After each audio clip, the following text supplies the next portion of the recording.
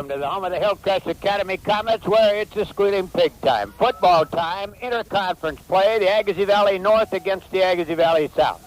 Civil War time. Gary, the Bulldogs, let's take a look at them. They are 2-3 on the season, but they have been awesome in their last two outings. They scored 82 points in their last two ball games. Looking at the season, Gary Tenpenny's lineup has done this. They lost to Lake Park 14-12, to Underwood 14-6, to Audubon 20-14, then shelled Rotsey 40-22, and defeated Gary defeated Norman County West 42-38. They'll run basically out of an I formation. They'll run a lot of counters, and they'll run a lot of sweeps because they do have good size-wise. They're not that big. They'll give away about 15 pounds to the man on the line of scrimmage to the Hillcrest Academy Comets. If we may, let's take a look at the defensive alignment for the Gary Bulldogs, coached by Gary Tenpenny. They will go at right end as they play out of a four-man front with Jeff Larson. He's a 170-pound senior. At right tackle with Corey Hansen. He's a 200-pound senior. At left tackle with Quentin Gunderson, 180, a junior. And at left end with Dennis Beckrist, 160, a junior. So one side of the line goes upper class, the other side of the line goes lower class. On the corners with a pair of sophomores, Nathan Sather, 150, a sophomore, and Heath Stenney, 165, a sophomore. Your linebackers, a guy who's been around there for a while, Jerome Sir-George, 160, a senior, and Jeff Holland, 165, a senior. The safety will be Jeff Kalinowski, 150, and he's a junior. And that's the way the Gary Bulldogs will go. We'll be back after this word to hear from Coach Tenpenny. Basically, though, you're our young ball club. 5 seniors. Well, we have to come back again and apologize to the studio. We did not connect our equipment in. We'll be back in 1 minute to have that interview. It's the Harvest of Value. And now let's listen to that interview. Coach Gary Tenpenny, the Bulldogs of Gary. And Gary, your comments on today's ball game. Well, first of all, I understand that Hillcrest has a very, very large ball club this year. In fact, larger than last year. And as compared to the Gary team, we have a very small ball club, so it's going to be size against hopefully speed. And any chance at all that we have, we're going to have to hopefully go outside on them with power sweeps and counter plays. Basically, though, you're our young ball club. 5 seniors, 2 of them, 2 seniors, regular.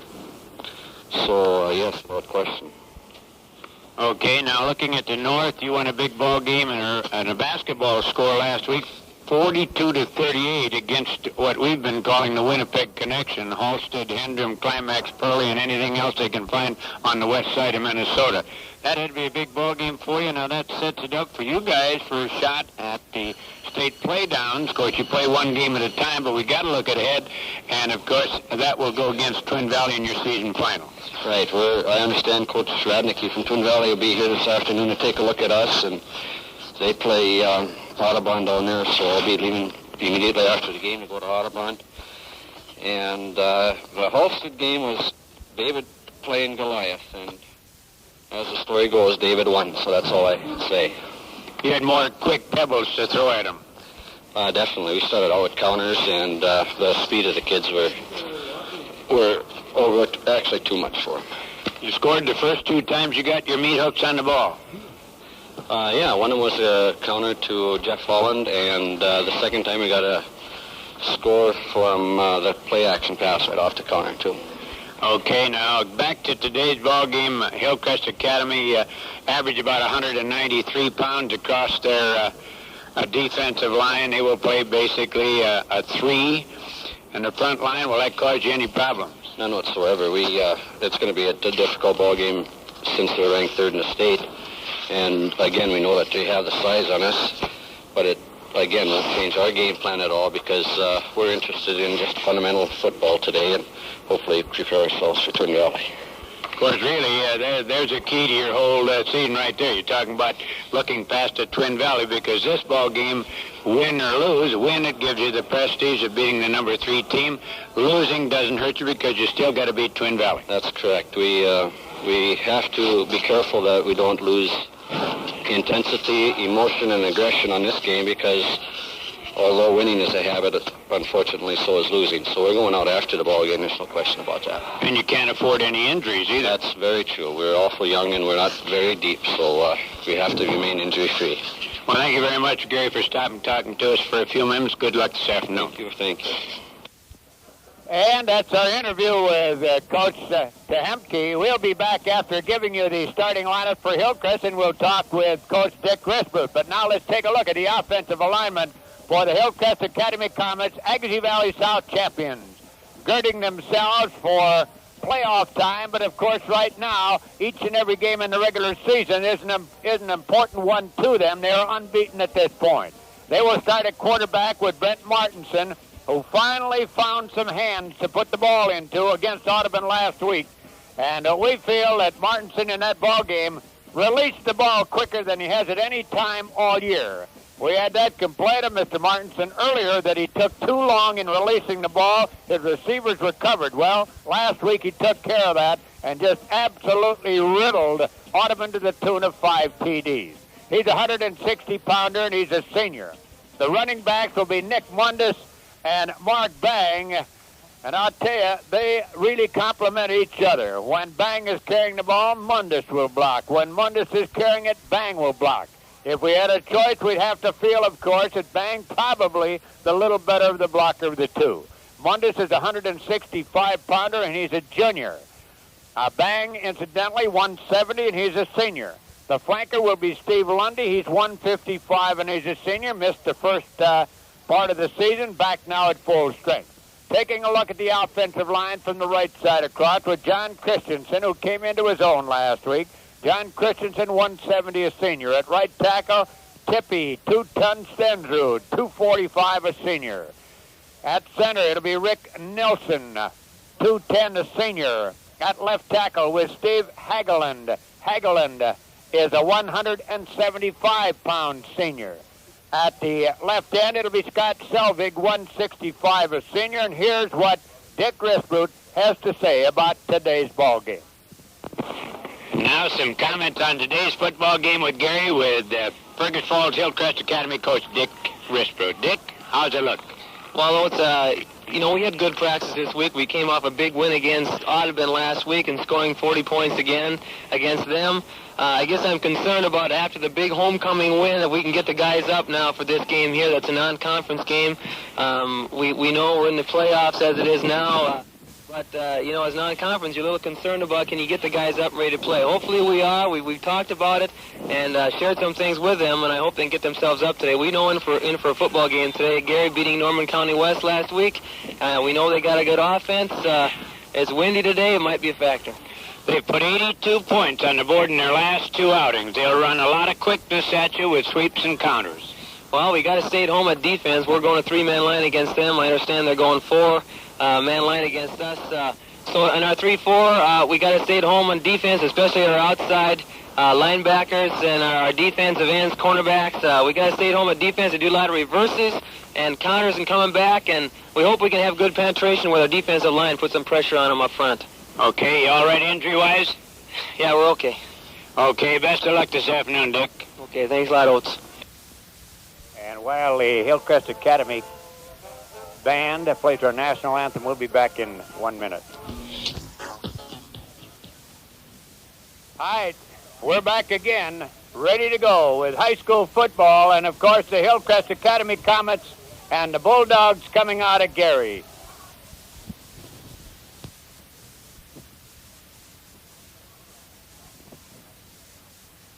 Taking a look. Is that thing on? No, this thing here. All right, we're back again. We had a little interference coming in. We'll have to see what that's all about. But taking a look at the two clubs, as Hillcrest will kick it away. Hillcrest have averaged 35 points offensively. Gary have averaged 23. Taking a look for the Hillcrest Academy Comets on the defense. They've given up 10. Gary have given up 22, and the computer says Hillcrest will win it by 24. Let's see what happens. Ready now as Groen will kick the ball away. He'll look deep, and already we see a little different alignment as Gary dropped a lot of kids back deep. This is a squibber picked up on the near side by Stan. Stan will come up and be hit down at the 20-yard line by Bang. Bang got on his back and rode him to the green grass at the 20. Hillcrest, of course, will play in the Minnesota State Playdowns. They will open their playdown season as they will go against the team from up north, and it looks right now like it'll be Hill City. That game will be played here, and unofficially 1:30 on the 30th of October. All right, ready to go. Here comes the counter right off the go as they go to Sather. He goes to the right side. He'll get out to the 26-yard line. Martinson knocked him down over there. They'll give you a lot of sweeps and a lot of counters. They ran the counters and the sweeps with great success just a week ago against Halstead, Climax, and they're going to come right back with them in this one here. All right, now they set up. They run out of the I. They counter back, coming back the near way, and getting about 2 yards coming off the right side, and right away we find a number that we don't even have, and we checked with the coach before the ball game. 22. We'll just have to call him old number 22. Well, I don't know. Old number 22 carried the ball that time. I believe it would have to be Helen. We'll wait and see as the rest of them drop off. We'll call him Helen. Well, they got another one that isn't in there. Number 32 we don't have. There's a handoff up the middle, and we're going to have to get a bunch of corrections. Does anyone have a program here anywhere? Let's see if they got the correct ones on there. This is what the coach sent us this week. No, and they don't have them on here either. Boy, I can't believe it. Before the ball game, you go ask the coach for his lineup, and he gives you the lineup, he gives you the numbers, and not a cotton-picking back number agrees. Sir George, they line up in a deuce in the backfield. Hillcrest go 3. There's a handoff coming the outside of Sir George, and Sir George is going to be hit down at the 34, making the defensive tackle with Binford. It'll be a second down and 8 yards to go.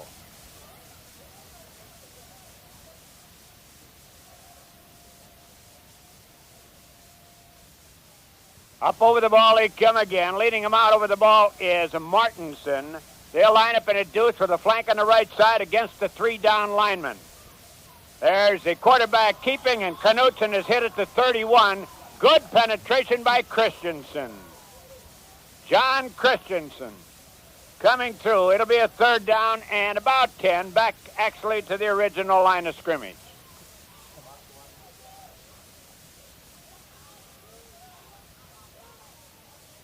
All right, they shift now, and they go into punt formation, or into a shotgun. There's the snap. Back to throw. Looks up on the side. Nelson, the pass intended on the far side to Sir George, and it's knocked down. Paul Nelson, 140-pound quarterback. And we hope that sometime we can get somebody to run over and get these number changes, because we don't want to have the wrong kids any more than possible. Nelson will be back in punt formation as Hillcrest will go back with twin safeties. The kick partially blocked by Stensrud as he got his hand on it, went out of bounds at midfield.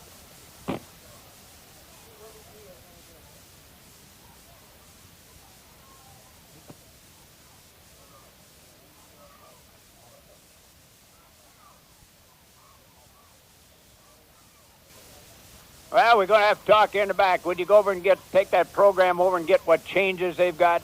Tell them thanks a lot for the nice program he sent us. All right, Hillcrest will come offensively, I formation. They look at a 4. Hand off to Mundus. Mundus up the middle. He'll get over the 40 to the 38.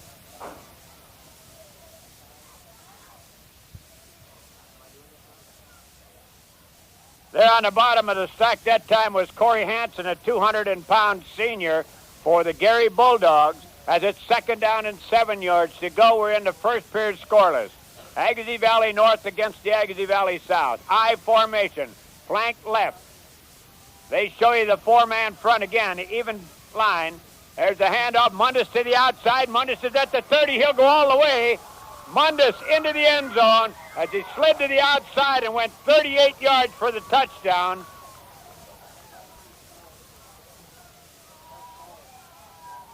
Mundus just worked along the line of scrimmage, then cut to the outside, outlegged everybody into the end zone. That came with 9:19 to go in the first period, and Hillcrest quickly on the board.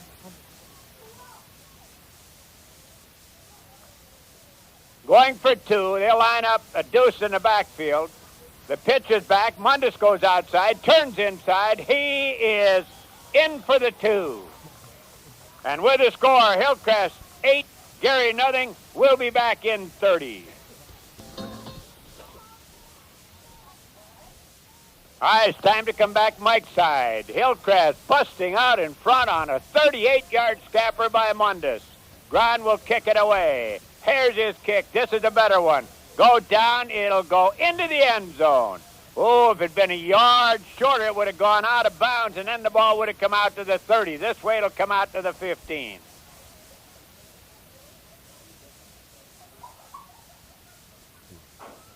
First and 10, Gary at their 15-yard line. Knutson, the quarterback, coming in. He's a 130-pound junior. Your running backs, Holland and Sather. Your fullback is Sir George. All right, they'll line up in the full house. Then they shift into an I. Flank comes on the left side. 3-man defensive front. Handoff coming right up the middle is old number 22 until we find his number. And we'd have to guess that that's would be Sir George, because that time he ran from the fullback spot, but Sir George is number 27. Well, we'll have those number changes in just a moment as we set a runner over there to get him. Up over the ball comes Martinson, the snapper. Knutson, the quarterback. They'll run out of the I formation. This time they counterback, coming to the outside, 22, and he'll be hit down as he gets to the 21-yard line. Binford over there, and Binford got help from Nick Mundus. Mundus limping. He's got that left toe that's about the size of a pair of toes. Toe on the left foot. In trouble. And now let's see what we get. Number 22 is Helen, as we guessed it. Sather.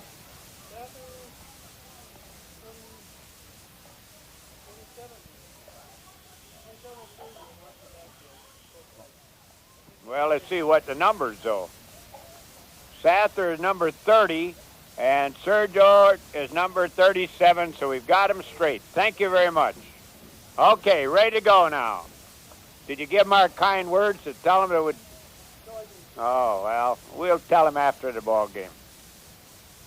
All right, let's bring it right back now. It'll be a 4th down, and they got less than a yard to go. Boy, down on their 25-yard line, and they're going to go for it unless they shift into a punt. Quarterback sneaks, wedges forward. He's not going to get it. He's not going to get it. Stensrud just raised up in front. They moved him over the center, and they stopped him, and Hillcrest will have the ball at the 24-yard line. Territory of the Gary Bulldogs. Well, Gary 2-3 on the season. As we said, they lost to Lake Park, Underwood, and Audubon. They only defeated one Southern Division team, and that was Rotsey. All right, Deuced in the backfield. Flank comes right. Martinson, hands off, bangs to the outside. He'll get about a yard, and that's all. Good defensive play on that far side by Quentin Gunderson, a 180-pound junior. Just a little handoff to Bang. A little crossbuck type of thing. Fake to Mundus, go the other way with Bang, and he was hit down as he got. Let's give him a yard. 2nd down and 9. First period of play with 6:34 remaining. Hillcrest lead it 8-0. They line up in an I with a flank on the right side. Lundy the flanker. There back to throw is Martinson. His man is there, and it's knocked down that time by Sir George as the pass was well underthrown. Sir George had a chance to really come up with the interception on that one. Hit him right in the meat hooks, and he couldn't hang on. It'll be a third down, and still about the 9 yards to go. Up over the ball comes Nilsson. Let's see if they'll run over Tippy Stendrud this time. Deuced in the backfield, flank right.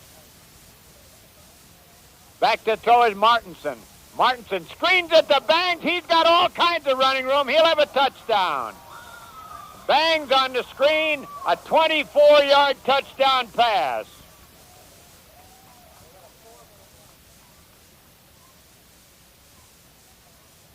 $24 and that came with 6:14 to go in the first period. And unless things change around here, 14-0 lead already, we may have a whole Hummer. All right, they'll line up for 2. Let's see how they go. They run a double slot with a single setback this time. Martinson back, lays it out, wide open. Pass on the far side to Groen, and Groen has the 2 extra points, 16-0. Here in the first period, we'll be back in 30. Back again, ready to go. Hillcrest Academy tap side, 16-0. Groen's kick goes into the end zone. They'll bring it out to the 15. The last pass was completed to Groen, number 31 in the end zone for the 2.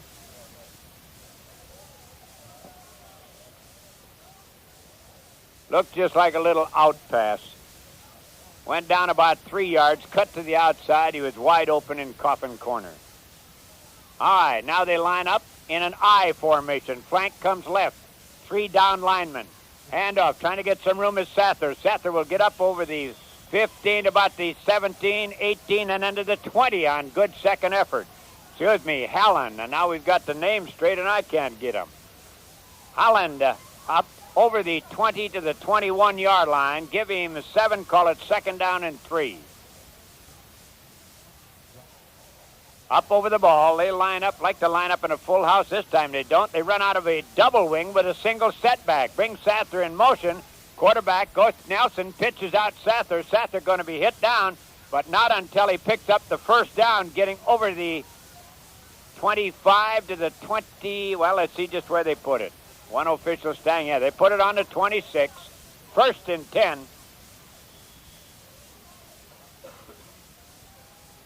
Hillcrest out in front, 16-0 here in the first period. Up over the ball comes Martinson. They shift up into that double wing with a single setback again. Then they bring Howland in motion, pitch to him, goes outside, spins, gets over the 26 and down to about the 27. Lundy is there. Also Mundus and Bang as they all converge on him at the 27-yard line. 2nd down, 9. That's what Dick Risbroot, you heard him in the pregame, had to control the sweeps, had to stay at home against the counter, and so far, except for one occasion, they have done that. Here's that double wing set up again. Now they bring Sather back in motion. Nelson pitches Sather, fumbles the ball, and I believe Hillcrest will have it. We'll wait and see. Nope, they did not get it, as getting back on the ball was Sather. And it'll be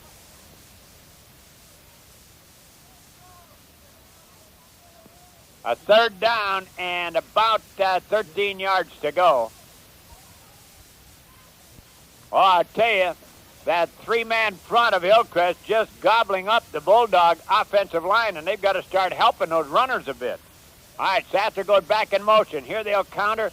Nope, this time the quarterback keeps. He's going to be hit right at about the line of scrimmage. Stendrud is there. Christensen is there. And Rognus there. So they had a flock of Hillcrest Academy Comets on the play. Binford will come out. Groen will come in.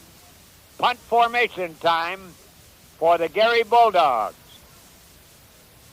Back in punt formation goes Nelson. He's their number 2 quarterback. Here comes the rush. Oh, it's blocked again. This time the block goes to number 33, Lundy. Lundy blocked the punt. It goes out of bounds at the 32-yard line in the territory of Gary.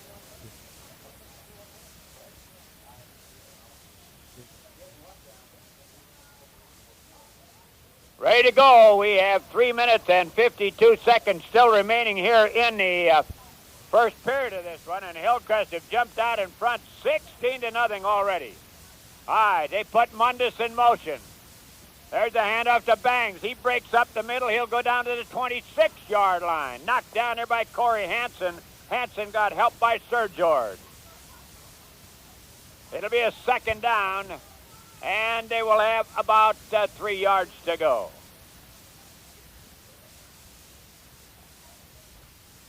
Hillcrest have been awesome so far in this ball game. I formation, flank right.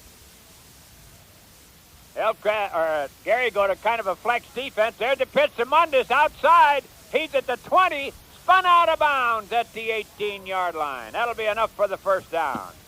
Over there to knock him out of bounds, we get a look at Pete Sten and Kalinowski. Hillcrest on the move. So far, I don't believe that Gary have been up over the 32-yard line in this ball game. Hillcrest have played it all at their end of the field. I formation. Flank goes left. There's Mundus right up the middle. Spins his way inside the 10 to the 9-yard line where Holland knocks him down.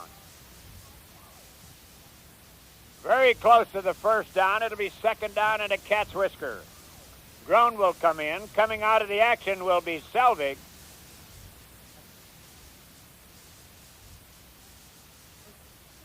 Nelson comes up over the line. They balance up, ends in tight. Flank comes right eye formation. Martinson barks him out. Martinson, Mundus. Mundus has the first down as he'll go close to the 6-yard line. Whole host of Gary white jerseys in on that tackle. We see coming off the bottom of the stack Hansen. But I'll tell you, that offensive line of Hillcrest just absolutely gobbling them up here in this period.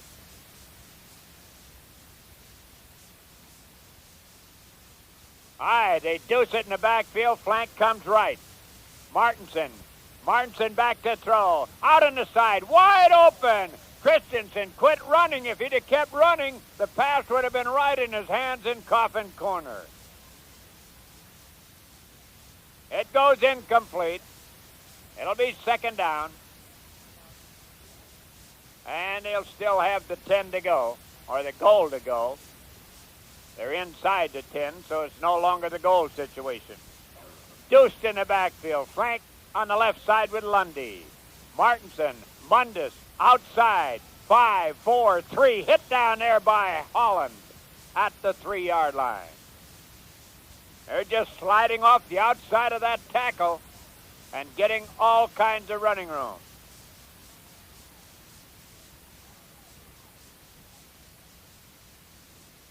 Still have 1:52 remaining in the first period. And boy, I'll tell you, the first period has been absolutely and positively all Comet. I formation, flank left, bang, up the middle. He won't get there. He'll get to about the 1. First one to get him there was Glenn Sten. And he got a lot of help from Jeff Larson. And with the score 16-0, Hillcrest top with 1:26 to go over Gary here in the first period. Timeout. We'll be back in 30. Well, we're back again as Hillcrest are knocking on the door. That ball resting right up there just short of the goal line. 16-0, Hillcrest already out in front by 2 TDs and 2 two-point conversions.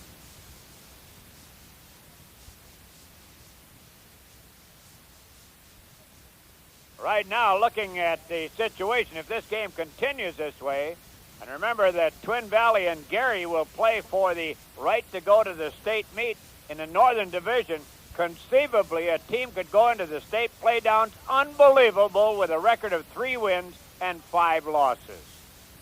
All right, ready to go. Martinson barks him out. Martinson hands off. Fumbles the ball. Nope, keep by Martinson. He faked us out.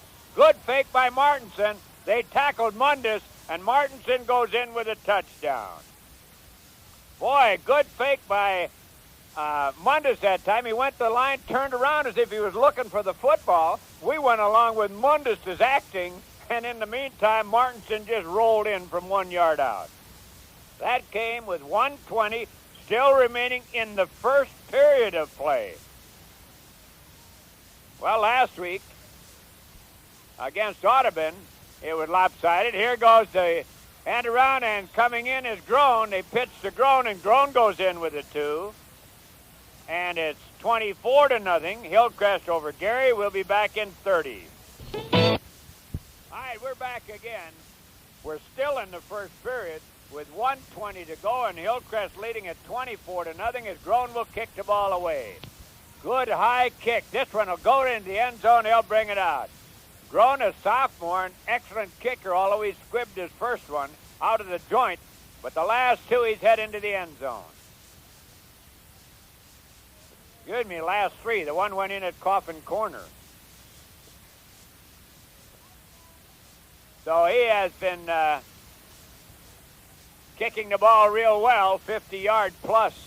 You go to goal line, so his kicks have been about 55 to 60 yards. And you gotta like those. All right, Gary will come up. They line Deuce in the backfield, flank left. 3 on the downside lineman-wise.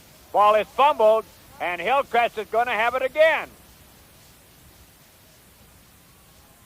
John Christensen coming off the ball, number 42.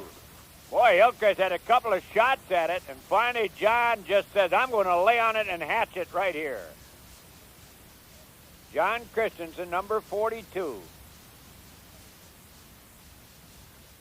He got a couple of handoffs from Hillcrest teammates trying to pick up the fumble, and he picked it up. I formation, flank right, Lundy the flanker. There's Martinson rolling right. Martinson is going to be hit down back at the 19-yard line on an excellent defensive play that time by Dennis Beckus. Oh, excuse me, Binford now running at that quarterback spot. We're already getting complacent in this game, not observing what's going on. Very good move. We want to keep all those guys out. Can't afford any injuries right now. All right, Binford at quarterback. Binford hands off Mundus. He plows up the middle, gets inside the 15 to the 14. Sten there. And there is the 16 seconds still remaining in the first period. Timeout on the field. We'll be back in 30. Well, back again. Hillcrest knocking on the door again. They have the ball at the 15 territory of the Bulldogs of Gary. Gary go with a 4-man front again. Binford back to throw. Screens it on the side to Mundus. Mundus cuts back into the traffic to the outside. He's in for the touchdown. 14-yard pass. Binford to Mundus.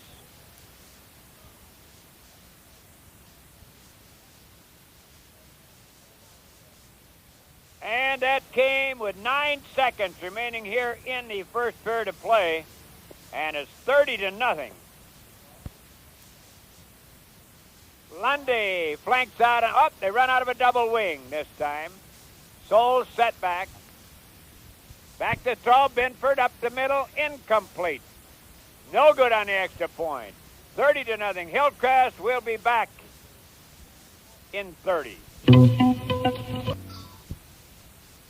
Well, we're back again. Groan's going to get a sore leg from kicking. He's been kicking off all day. Here he comes forward. There's another good kick. Goes into the end zone again. They'll bring it out to the 15. He's had 4 of them in the end zone. And we have 8 seconds still remaining in the first period.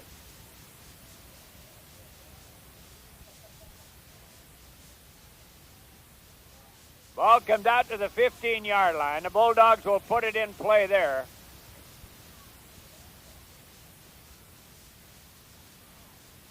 They line up in an I formation. Flank goes right.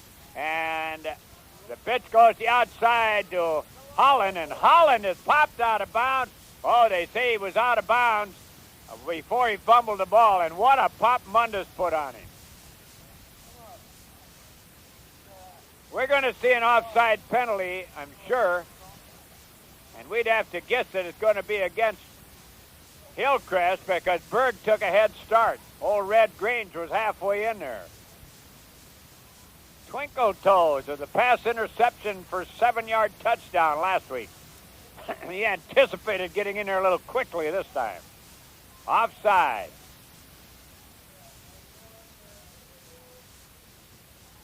And it'll be first down and 5 now as the ball comes out to the 20. The guy on the chain wanted to move the chain. No, that can't be. They can't move those because they didn't make the first down. It just remains the same. There we are. That'd be an interesting ball game if we're about 7-6 now, late in the ball game, and you'd hear some coaches doing a little hollering. All right, first down and 5 yards to go. Nelson, the quarterback. Nelson, hands off. Going the other side is Sather, and Sather going to get up about the 24. It'll be second down and about a yard. Martinson over in the tackle. Martin's got help from Groan. And there is the end of the first period. Hillcrest 30. Gary nothing. We'll be back in 1 minute. Partly sunny skies now with 54 degrees. You're listening to KJJK FM, Fergus Falls, Minnesota. All right, we're back again. First period, 125 yards for Hillcrest, 38 yards for Gary. And on the first play of the second period, Mr. Holland ran it out to the 30 where it's first and 10. They shift into a shotgun now. Quarterback, Nelson, he's back to throw, now decides to run. He's back to the 35 and down at the 36-yard line. Christensen over there, Lundy over there on a defensive play. Let's give him 4 yards on the play, second down and 6.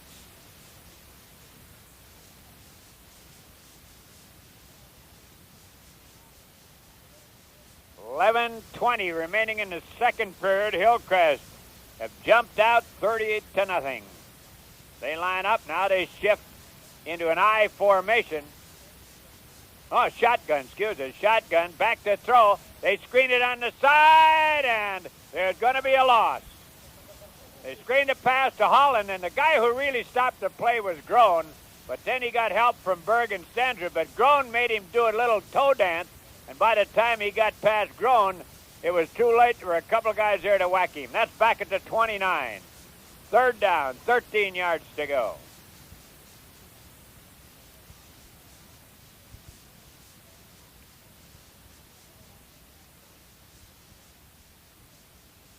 Martinson comes up over the ball. He's their snapper. They shift to a deuce in the backfield this time. Nelson on a draw, and Hallen will go up the middle and go to the 40-yard line. Good run off that draw. Bang in on the tackle, and Bang got help from Martinson, but not until they get up just over the 40-yard line in the territory of Hillcrest, where it'll be a fourth down and about a yard to go. Well, you're down 30-0. You might just well go for it. They went back at their 20 earlier in the ball game and couldn't make 6 inches, and that gave Hillcrest a golden opportunity, and they cashed in on it. Here we are. The handoff. The ball is fumbled, goes forward, and I think he fell on it for the first down. Boy, had he not fumbled the ball, I don't think he'd had the first down, but now it looks like he's just barely got it. They're going to bring the chains in. Nope, there it is. First down. 38-yard line, territory of Hillcrest. Well, the fumble's not a bad play if you can recover it for yardage. All right, ready to go. Martinson up over the ball. They'll line up in an I formation. Flank goes left. Nelson hands off, and Stentrud is right there to greet Mr. Holland right at the line of scrimmage. Also there in the bottom of the stack is John Christensen.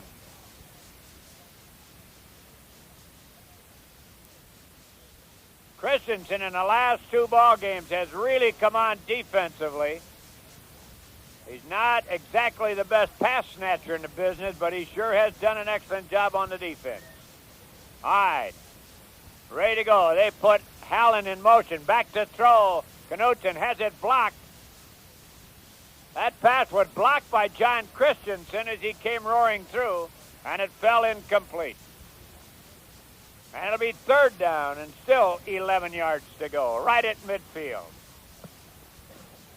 Hillcrest will play at Rothsay next Wednesday, as that is MEA time. Next week we'll have Campbellton to Ashby in the afternoon, Rothsay and Hillcrest at night. All right, ready to go again. They bring Sather in motion. Then they counter back to Holland. Holland jumps over a couple and gets down to the 36-yard line. Mundus is over there, and also with Mundus, I believe Lundy will wait until he walks away from rest. Yes. And it'll be a fourth down and about 8 yards to go. Rognus is going to come in.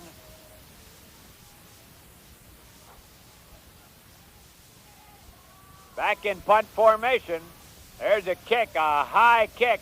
Mundus will field it at the 8. He's hit right there, gets away from the tackle and cuts back into the middle and goes to the 25, but we got Chinese laundry on the field. Now that official was over on the far side, right in front of the coach, and he picked up the play over here. It's a clip. Well, he had good yardage with that yellow hanky. He threw that one against the crosswind, nearly across field. Hillcrest will be assessed a penalty. There's the clip sign. That'll bring the ball back to the 10-yard line. Just about the area where Mr. Mundus caught that punt.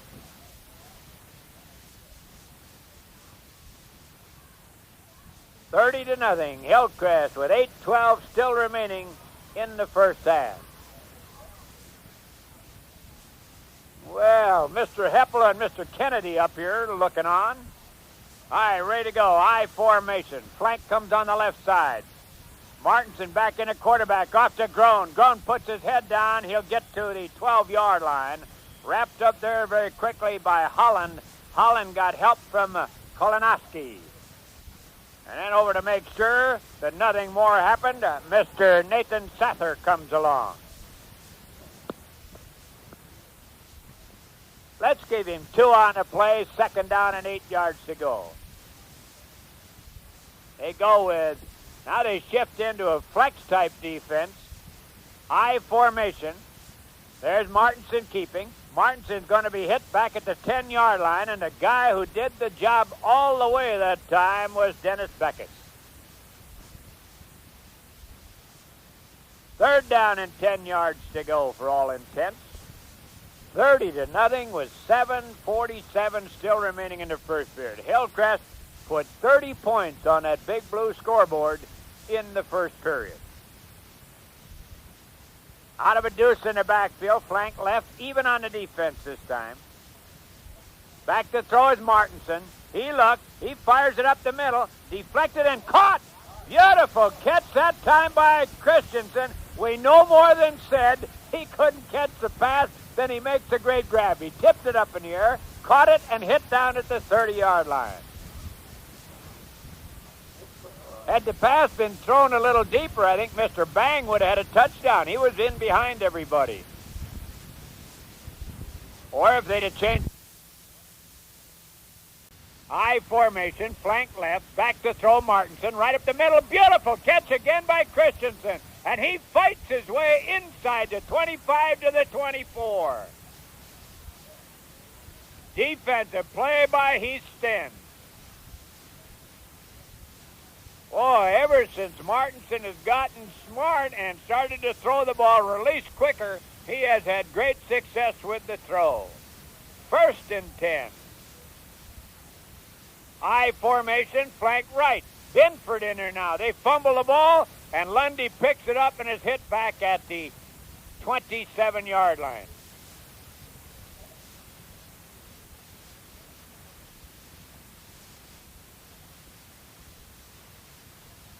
It'll be a second down and about 13 yards to go. Binford running at that quarterback spot now. Lundy goes at the flank on the right side. Bang the short man in the eye. Mundus the deep man. Binford barks him out. Off to Mundus. Cuts back. Slides. He's safe as he went to the 24-yard line. Pretty good hook slide. Wrong game. Sather in on the defensive play.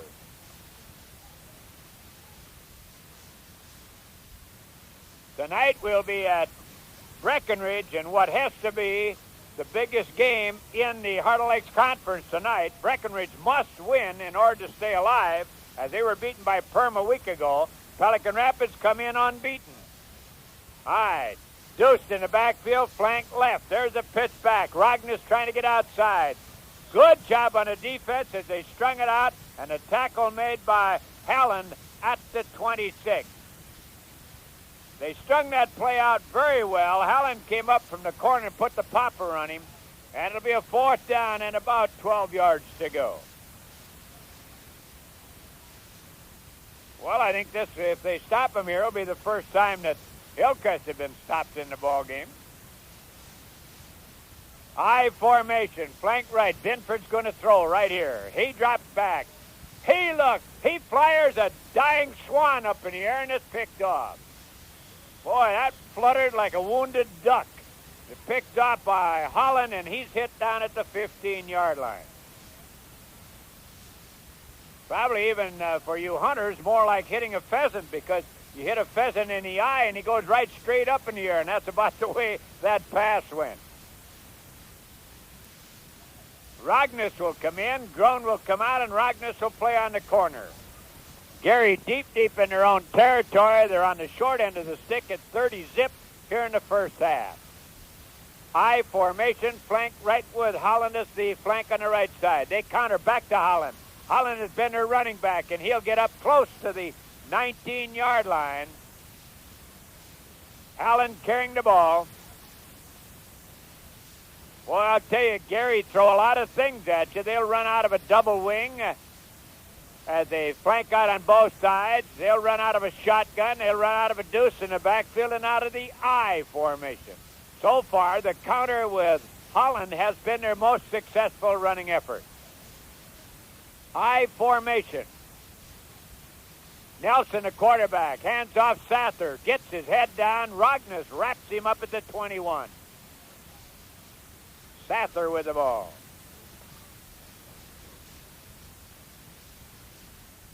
3 minutes, 27 seconds still remaining in the first half of this one. Hillcrest romping out in front.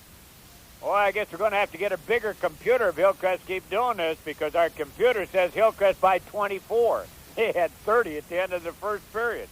We missed by 1 point on one and 2 points on another ball game, but this one here is going to go kittywampus unless there's a change. There's a pass out on the side, complete. Beautiful grab by Holland, and he is up over the 30 to the 31. Excellent football player, young Mr. Holland. Holland is a 165-pound senior. It'll be a first down. Up on the 31, the clock rolls down to 2 minutes and 50 seconds remaining in the first half. Up over the ball. Shift into the shotgun. Now they bring Holland in motion off the shotgun. Screen it out to him. They overthrow him. Christensen putting a lot of pressure on Nelson, that quarterback, that time.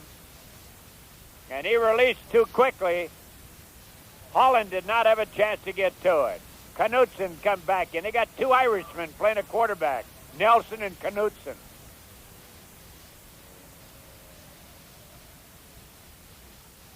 And the Goodyear blimp just went over.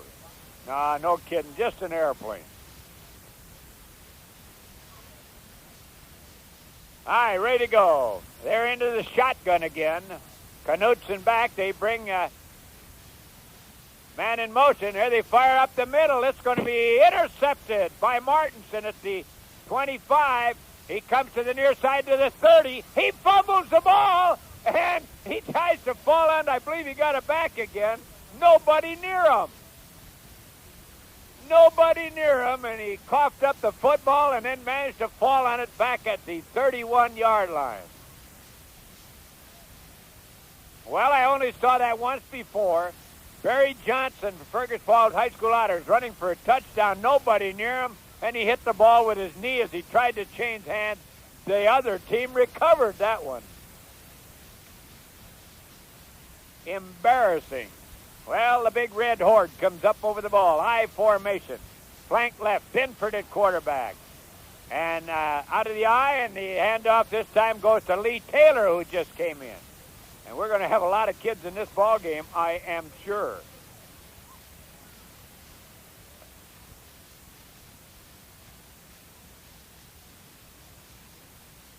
Second down, no gain on the play.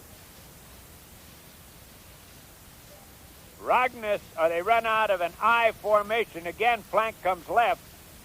And there's the handoff. No trouble with that. That time, Seaver thought he was going to get caught for being in motion, but he was going backwards or lateral to the line, and that's perfectly all right. He stopped, and by that time they handed him the ball. He says, "Who, me?" And he got hit back at the 29-yard line.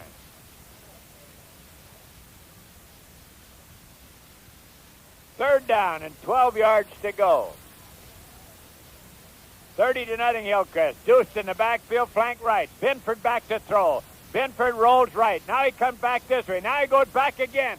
Fires it upfield. Caught on the far side by Joel Foss, and he's hit down at the 31-yard line. Number 76, Joel Foss, making the reception.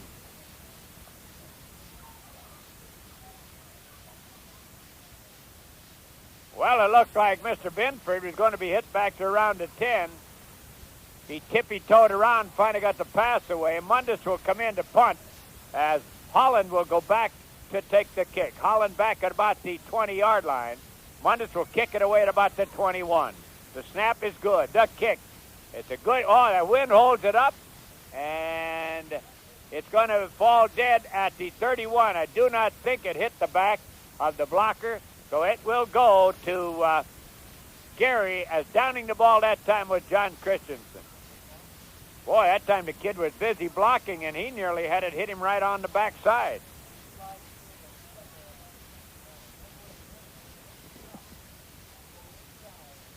All right, ready to go again.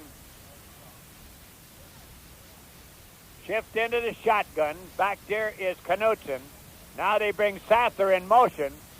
They look, fired up, pass, complete. If he didn't go out of bounds, it's complete. Pass up on the side to Sten, and he'll get to the ball into the territory of Hillcrest at Hillcrest 35-yard line.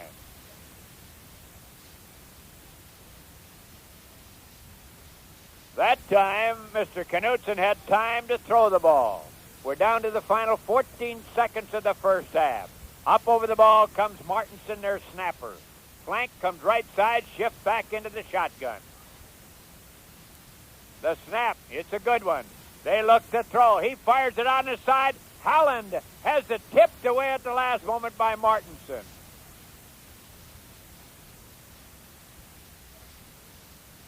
Seven seconds remaining in the first half. They'll go up in the O-zone with this one. 30-0. Hillcrest got 30 in the first period.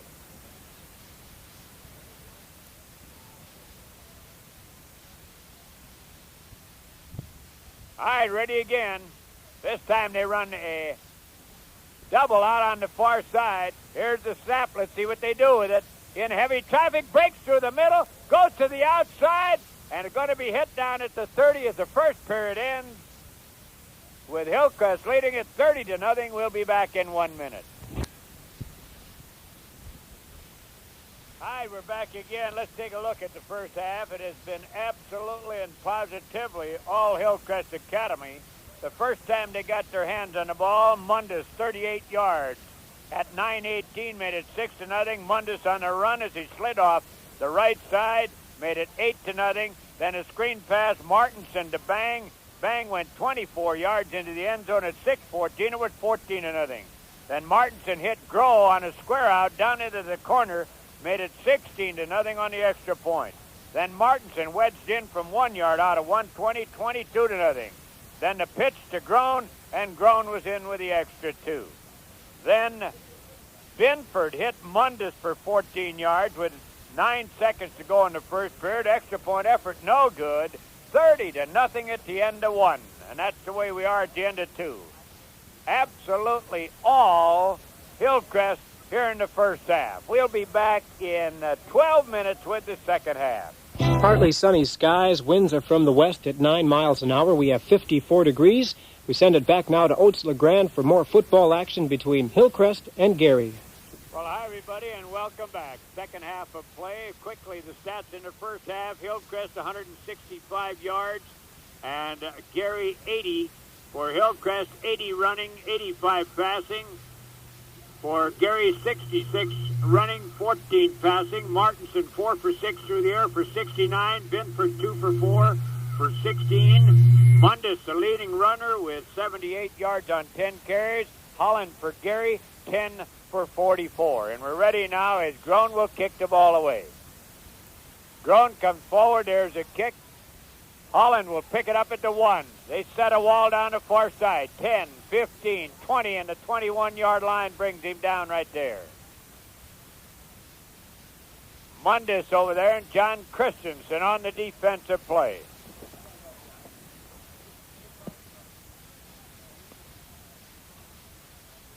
First and 10, Hillcrest, as Hallen carried the ball, 22.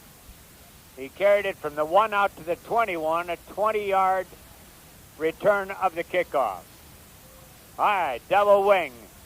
There's a handoff. Right up the middle goes Sir George, and Sir George will get up over the 25 to about the 26. Christensen there, and bang, they're on the defensive play.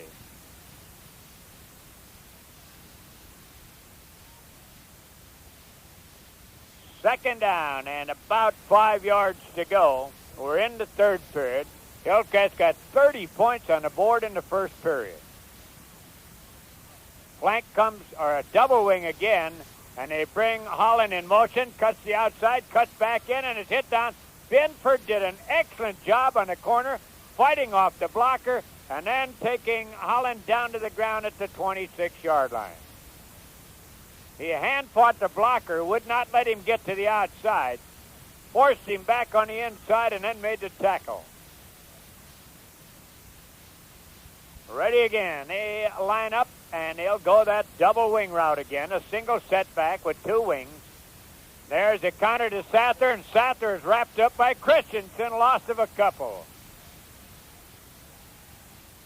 Boy, Christensen was right there waiting for him. He must have had a program because he knew what was coming.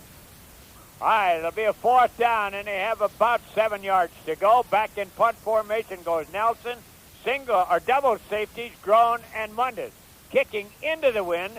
Nelson has it blocked by Stensrud, and it's picked off by Hillcrest. Stensrud blocking the punt, and Bang picks it up, and they'll put it down at the 19-yard line.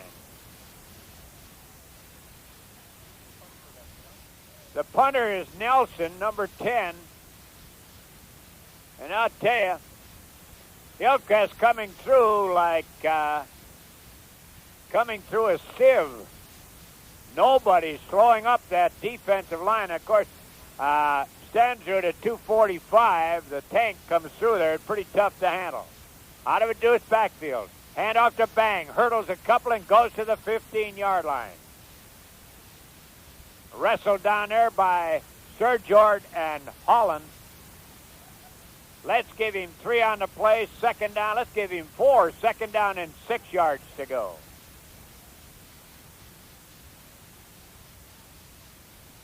Nelson leads the club up over the ball.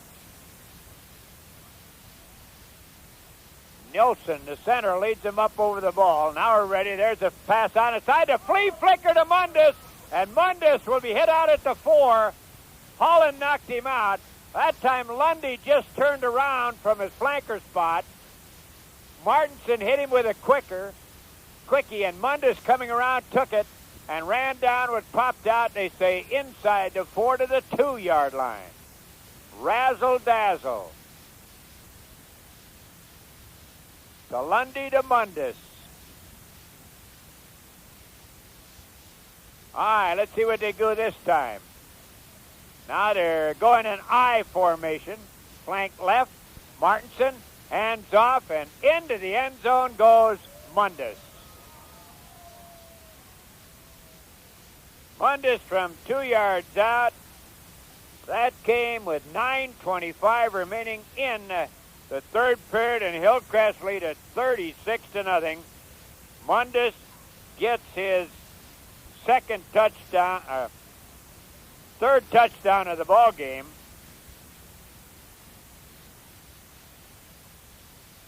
He's just a junior. There's the pass on the side and deflected, and we got a pass interference call of some kind here. Who's it going to go against? It'll go against Gary. Illegal use of the hands, I think we'll see.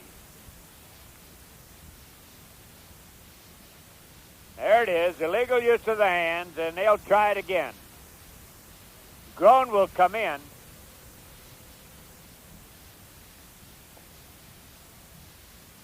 Coming out of the ball game is Selvig. About a yard and a half line, and they run out of a deuce in the backfield flank right. Martinson, hands off, trying to get outside Mundus. Mundus is hit out of bounds. Well, I thought maybe that we'd see a flag on that because Bang really had his hands out and pushing on the guy in the corner, but the penalty would have made a difference because they would not have taken it over again as Mundus was stopped short of the goal line. No good on the extra point try. We'll be back in 30.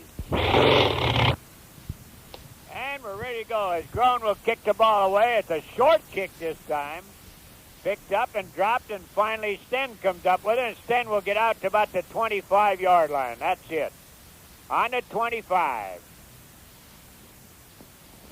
Gary will come offensively there. This ball game has absolutely been all Hillcrest from the very beginning. And now a lot of substitutes in the ball game. We'll try to get them. Rick Johnson in there. Foss in the ball game. Seaver in the ball game. As the handoff goes to Sergeant, and he'll get up over the 25, 26, 27-yard line. Erickson in the ball game. Atlevol in the ball game.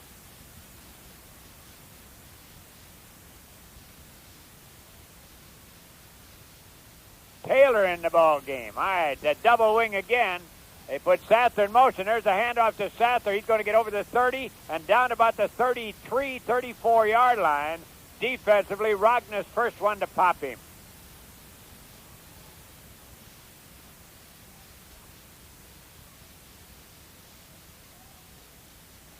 Number 80, Selvig, coming back in the ball game, and coming out will be Joel Foss.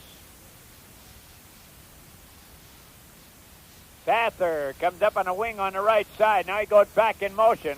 There they counter back to Holland. Holland turns inside. He'll get to the 35, and that's all. Defensively, we get a look at Scott Selvig.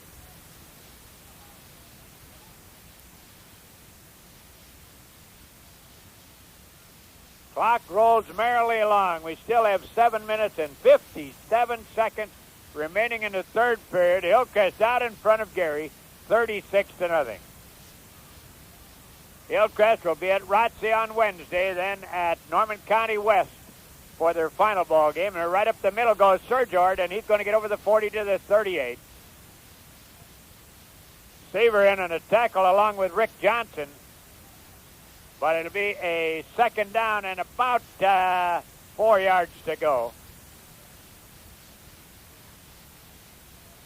Martinson coming up over the ball.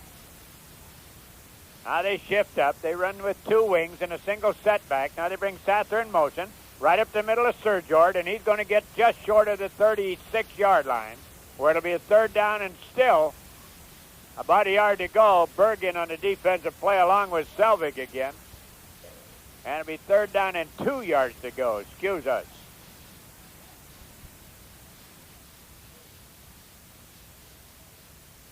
Gary very slow in coming up to the ball now. They line up again with the two wings. There's the handoff to Sather. Sather's the outside, going to get the first down. He's inside the 30. He's going to go down the sideline, 20, 15, and down to about the 11-yard line. Good run by Sather coming back from the weak side. They set with a single setback. Then they put their two halfbacks out as wings, one on the right and one on the left. It'll be first down at the 12-yard line. Gary on the offense. Knutson, the quarterback, barking him out. He keeps, pitches back. Hallen outside, 10, hit down there. A good grab by Hallen on that pitch. Binford knocked him down at the 10. Boy, I'll tell you, Holland has excellent hands. It's about the third time he's had an errant pitch that he's been able to pull back in. Nelson will come in as Knutson will go out at quarterback for Gary. I think we've gotten all the Hillcrest kids' names down. 52, Erickson. We got one other one there. Number 50 is Bundy in the ball game. They go, the wing on each side again. They bring Holland in motion, handoff to Surjord, and Surjord going to get inside the 10 at about the 8-yard line. Met there by a host of Comets. Rognus and Taylor, the first ones to get to him. It'll be a third down at the 7-yard line. Third and about 6 yards to go. They could conceivably get the first down at about the 2-yard line. I ready again. I formation this time, flank right. There's a handoff to Hallen. Hallen outside 5, hit out of bounds at the 4-yard line. Binford over there, Berg over there. And it'll be a fourth down and about a yard and a half to go for the first down. Well, I'll tell you, I'd give the ball back to Mr. Holland because that is their offense. 36-0. Hillcrest lead it. 4:58 remaining in the third period. I formation. Sather, the deep man, back to throw. Fires it out on the side. Oh, he dropped it. Pass incomplete on the far side to Beckett.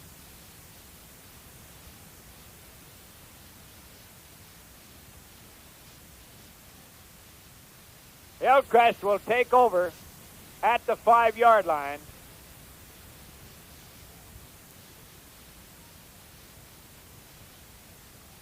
And to stop the clock with 4:29. Incomplete pass, change of down. All right, there's a pitch back. Trying to get outside is Taylor, and Taylor will get to about the 7-yard line. Wrapped up there by Surjord and Sten. Give him 2 on the play. Second down and 8 yards to go. Up over the ball comes Erickson. Binford, the quarterback, barks him out. Pitches back. Rognus outside. He's going to get to the 5, and that's all. Good defensive play. They're made that time by Kalinowski.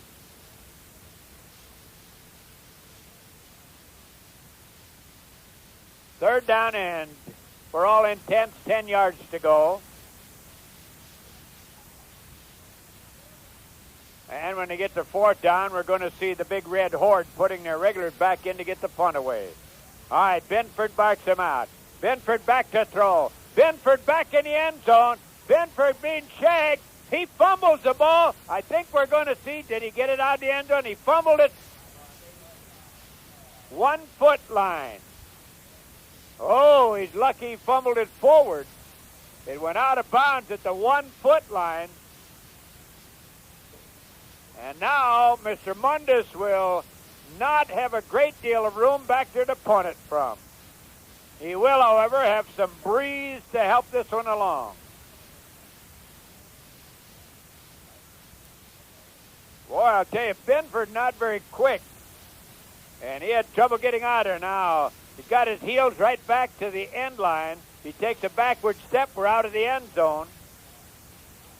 There's a snap. Good snap. He fumbles it. He finally gets a kick away, and it's a boomer. Holy cats. It will roll down and go into the end zone. Well, from the line of scrimmage, a 79-yard kick from the line of scrimmage. Boy, I'll tell you, when you're living right, you're living right. I don't care what you say. Holy cats. He fumbled the ball. took about 3 steps to the right side, kicked the ball. It landed at about the 35-yard line in the territory of Gary, then rolled into the end zone. A 79-yard kick from the line of scrimmage. Oh, that'll bring the average up in a hurry. All right, Gary on the offense. Sather goes in motion. They hand off up the middle. Sergeant, and he's going to be stopped right at the 15-yard line. Berg in on the defensive play.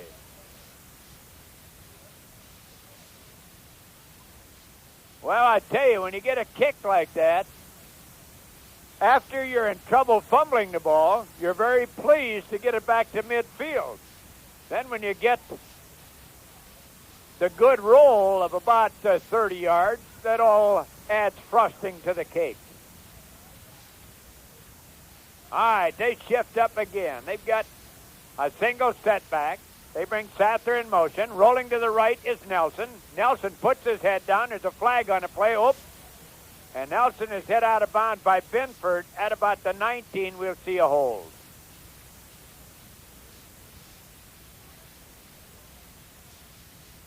Well, it'll go against Gary. Like we often say, some days it doesn't pay to get out of the old sack.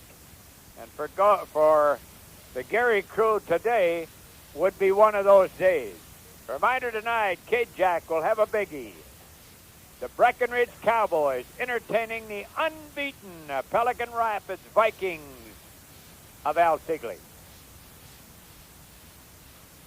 Taking a look at that conference, right now Perm and Pelican Rapids both unbeaten in the conference. Breckenridge have lost one.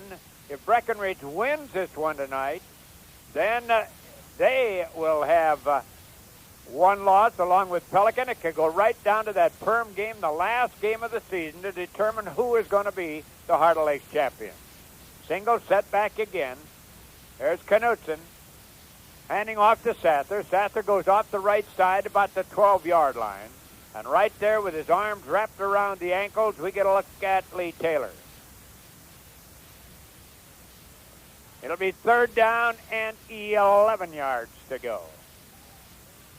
1 minute, 54 seconds remaining here in the third period of play. Hillcrest got on the board with 30 points in that first period. All right, Deuce in the backfield this time. Back to throw. There, they screen it off on this side. That's a lateral. They better fall on it. Oh, they do not say. Boy, that looked like a lateral from here. But the official signaled incomplete pass. Boy, I would have covered that one, I'll tell you. Well, it'll be a 4th down, and back in punt formation goes Knutson this time. Knutson snaps it over his head, goes back into the end zone, shuffles it out of the end zone, safety. 38-0.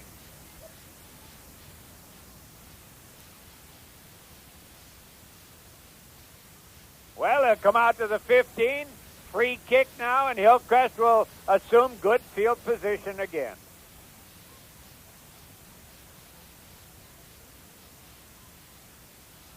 Boy, you'll have a hard time convincing that Gary bunch that the Hillcrest are not the best ball club in this area.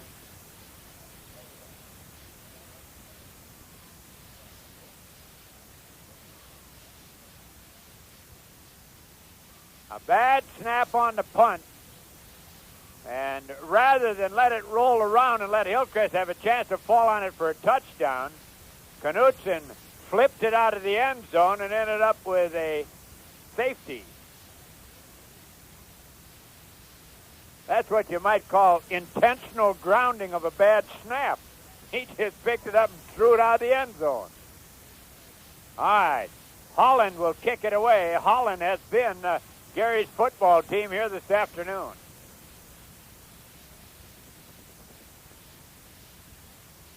Holland must be up there pretty good yardage. And he will kick it away. And the ball blows off the tee. Oh, now that looked like Sir George was going to cross in front of him and try an onside kick. Let's see if it... Oh, there it goes again. He'll have to get a pot of Elmer's glue and glue it on the tee. And now Sir George is going to hold it, so that means we'll not see an onside kick from that situation.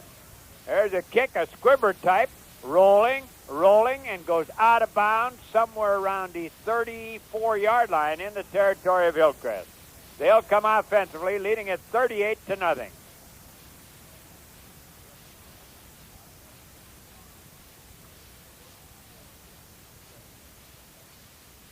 Holland with 14 carries, good for 52 yards. So he has been their big gun. All right, now let's see. I formation, flank right. Binford is the quarterback now. Rognus the short man. Taylor the deep man. Taylor takes the handoff, slips through, and falls down at the 37-yard line. Well, picked up by 3 yards on the play. 2nd down and 7. Oh, would I like to have one of those football games that go about 14-13. These that are decided in the first half are not much fun for anybody. All right, ready to go. Binford rolls right. He'll turn the corner, but he won't. Oh, he gets away from a tackle. Tippy toes down the line to the 38. Boy, it looked like that time that he was wrapped up by Jeff Larson back at the 34-yard line. Wrestled out of that grasp, went over the 40 and down to the 38-yard line, turning that loss into a gain. It'll be 3rd down, about 2 yards to go. They got to get to about the 36 for the first down. Erickson up over the ball. Hatlevold is the guard on the right side. Johnson is the end on this side. There's a pitch back, and they're going to get the first down as down the line. That time went Taylor, and Taylor is hit out of bounds as he gets inside the 35 to the 34-yard line. About 5 yards on the play.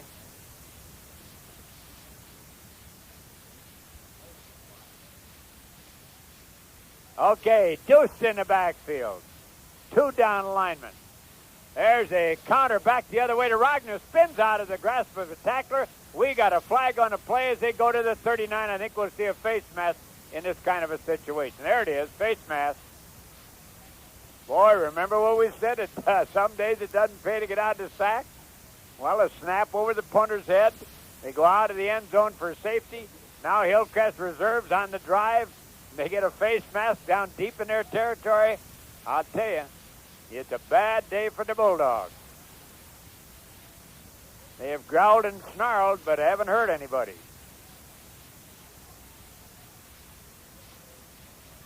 Erickson up over the ball. The ball will go down inside the 20 at the 17. Deuce in the backfield, flank left side. Defense jammed up tight. There we got a flag. Oh, quarter. End of the 3rd quarter.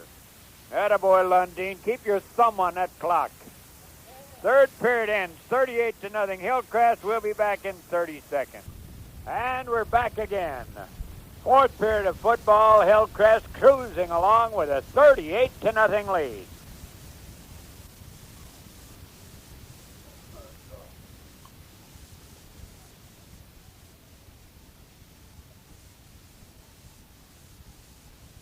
Waiting now while they get ready to put the ball in play. The officials still huddled out there. I don't know what the situation is. Maybe they're working by the hour and they just want to get in a little extra time.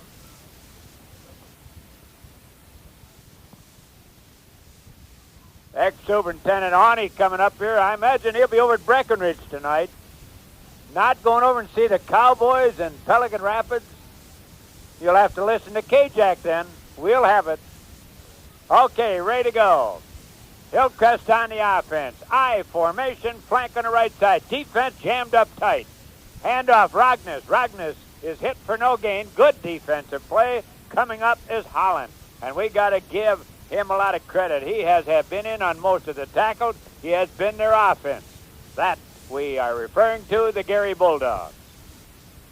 It'll be a 2nd down. Let's give him a scant 1. 2nd down and 9. The ball at the 16-yard line. Up over the ball. They go deuced in the backfield, flank right. Defense really uptight again. Binford, hands off, counted back, this time to Taylor, and Taylor is wrapped up very quickly by Glenn Sten. Barry Bundy, 175-pound senior, will come in the ball game for Hillcrest. He'll take the place of 180-pound junior Steve Hatlevol. 38-0. Hillcrest had it all sewed up in the first period with 30 points. I formation, flank right. Benford rolls right to throw. He looks, fires a wobbler up there that goes out of bounds. Boy, he throws more wounded mallards than any quarterback we've ever seen. He does not get much spiral on the ball. It goes up there like a suitor's knuckleball, just floats around, and nobody able to run out of it as that one was thrown out of the joint. It'll be a 4th down and still 9. Out of a deuce or out of the I formation, flank right. Binford barks him out again. Binford counters back, trying to get outside. That time was Seaver. Seaver was hit on a good defensive play that time by Quentin Gunderson. And Gary will take over. They're on the short end of the stick, 38-0 with 10:34 remaining in the final period.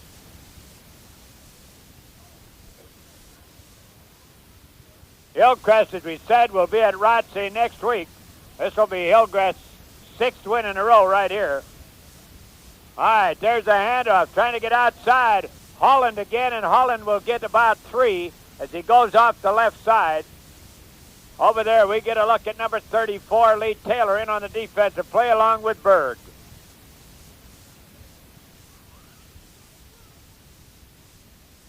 Second down. Actually, probably a little bit more than that. We probably better give him 5 yards. All right, out of an I. Flank on the right side, Holland. Holland, there's the handoff. This time to Sather. Sather will go off the right side over the 30 and down about the 32-yard line. That'll be enough for the first down for Gary. Hatlevold coming in. Bundy will come out of there for Hillcrest. Hagelin getting ready to come in, 175-pound senior. All right, now they bring Holland in motion and hand it off to Sir George right up the middle of the 38. Linebacker went for the man in motion, made the hole up the middle, and Sir George has the first down. Well, they're taking a look. We'd guess it's a first down by at least the length of the football. But, you know, when you got those perfect eyes like yours truly, we can see all those good things. Those officials, those guys in the zebra striped shirts might have a little more problem. They stretch it out, they put it down, and we were half right and they were half right because it's half the distance of the ball, half the length of the ball. First down and 10, Gary. They'd like to get on the board. They trail 38-0. As we said earlier, Gary could well go into the state playoffs with a record of 3-5 if they win their next 2 ball games. Hewlin, Hitterdall, and Twin Valley. All right, there's a handoff. Holland on the outside. Holland gets good yardage inside the 30 and down to the 28-yard line. Wrestled down there by Binford.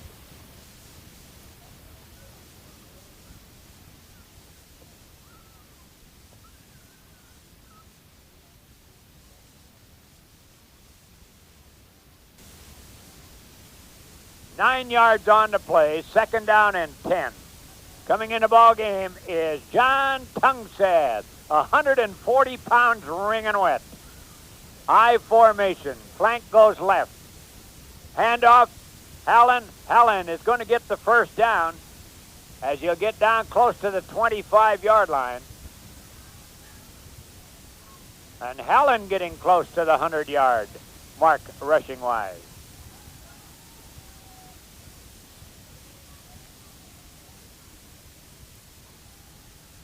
First and 10, 26-yard line, territory of Hillcrest.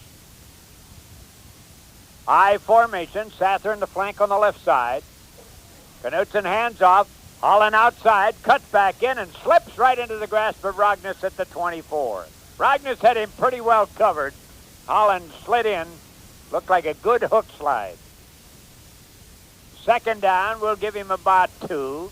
Call it second down and about 8 yards to go with 8 minutes and 24 seconds still remaining. Sun comes out brightly. I formation, flank right. Let's see if Hallen goes in motion. No, he doesn't. Handoff Sather. 20, 18. Hit down at the 18-yard line. Defensive play there made by Rick Johnson. Dick Risbroot using a lot of reserves right now in the ball game. And I hope we haven't left anyone out on either side. We like to give all the young fellas credit. I formation. Sather on the flank on the left side. 3-man defense. There's Holland outside. Turns inside. He's down to the 5. Holland touchdown. 18-yard run by Holland puts Gary on the board. And that comes with 7:37 remaining in the final period. 38-6 now. Deuced in the backfield, flank right. Back to throw is Knutson. Dumps it up over the middle, complete and good for the 2 points as the pass that time goes to Sten. And with the score 38-8, Hillcrest will be back in 30. All right, we're back again. You guessed it. Holland will kick it off. He's Mr. Everything for the Bulldogs of Gary. They trailed 38-8. Onside kick. Oh! It did not go far enough. Number 36, that would be Kalinowski, went after the ball too quickly. Had he let it roll another yard or so, they might have come up with the ball.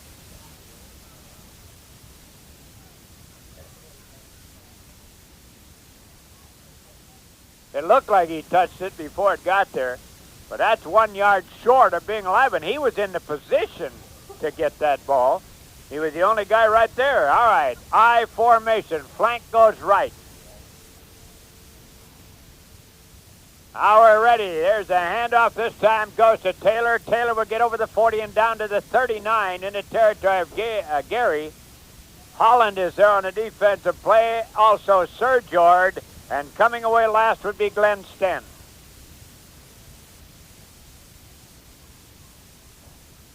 Well, we haven't seen the Red Horde Suicide Squad yet, but we imagine they'll be in pretty soon. Deuced in the backfield, flank on the left side. Defense up very tight. Binford pitches back. Rognus traced way back and then is hit by Holland. And Holland again hits him for a loss at the 39. But let's give credit to the guy who chased him back there. Kalinowski made Rognus circle back deep in his backfield. And then when he came around, Mr. Holland came up and whacked him at the 39 in Hillcrest territory.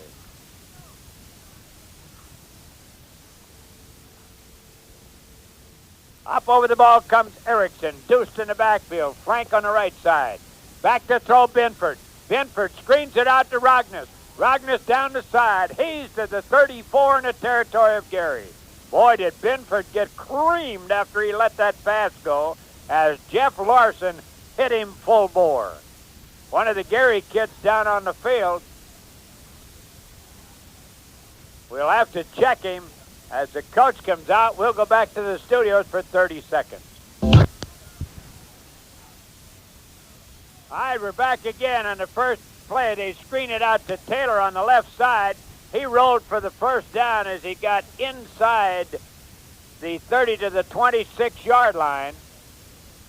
Boy, I'll tell you, that time Berg came up and did an excellent job of blocking on the corner to prevent the corner defensive man from getting out on that screen.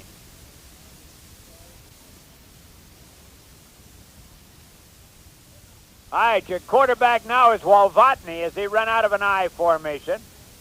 The handoff is to Strom, Steve Strom, and he'll get to the 25.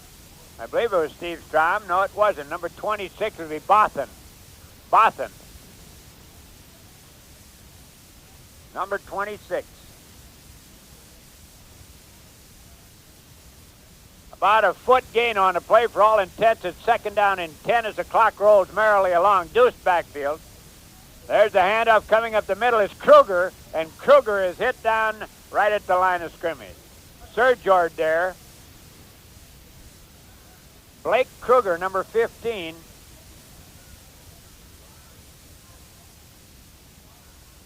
Up over the ball. The snapper now is John Simonson.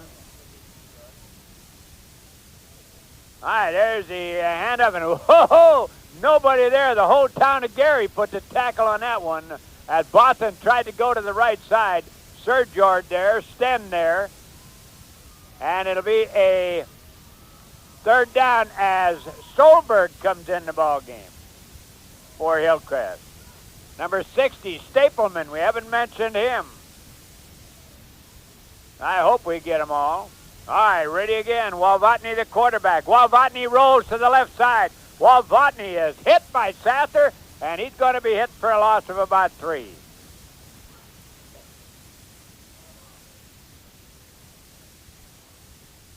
Well, Walvotny got his bell rung just a little bit on that when he put his head down.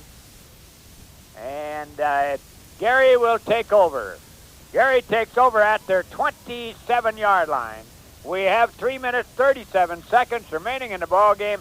Hillcrest have it wrapped up 38-8. I formation. There's the handoff to Holland. Holland to the outside. Holland gets down to about the 34-yard line. Wrapped up by Binford. The ball is fumbled. It goes out of bounds. But the whistle had blown things dead. Mr. Holland getting very close to the 100-yard total this afternoon. And that in a losing effort. 22. All right, ready to go. There's a counter back. This time they go to Sather. And Sather wrapped up as he gets maybe a yard. Erickson over there. Also Seaver and Rognus.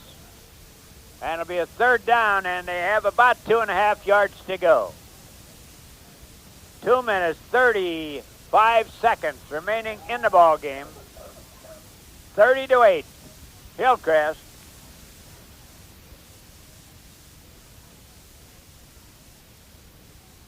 Deuce in the backfield. Sather the flank on the left side. Back to throw. Fires it out. Sather wide open. Down the sidelines goes Sten. And he's hit out of bounds at the 15-yard line. Making the defensive play was Joel Foss. That time Knutson faked first man through, rolled back, laid the ball up, and it's a first down at the 16-yard line.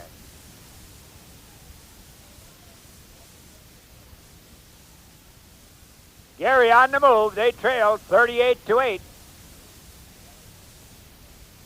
Holland goes in motion. They hand off right up the middle and trying to get some room. Looked like Sir George again.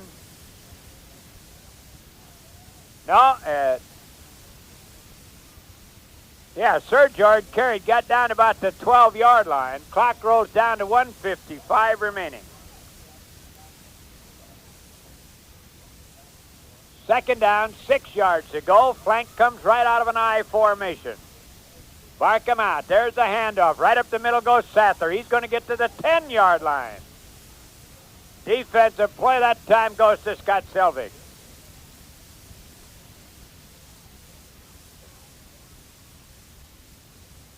It'll be a third down, and they still have about 3.5 to go for the first down. 10 yards to go for the TD. Clock shows 1:20 remaining. Single setback. They bring Holland in motion. Keeps. Pitch out on the side. Intercepted on the far side by Foss. And Foss will get back to about the 13-yard line.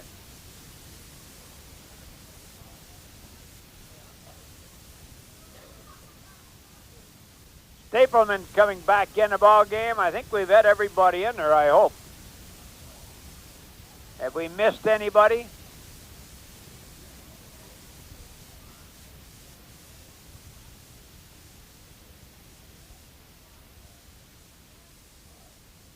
5. Solberg has been in. Yeah, he was in on the last offensive series. So the only one that hasn't been in so far is Thad Kruger. All right, there's the mix-up in the backfield. Walvotny keeps it, hit down at the 12-yard line. We're back, and here comes Thad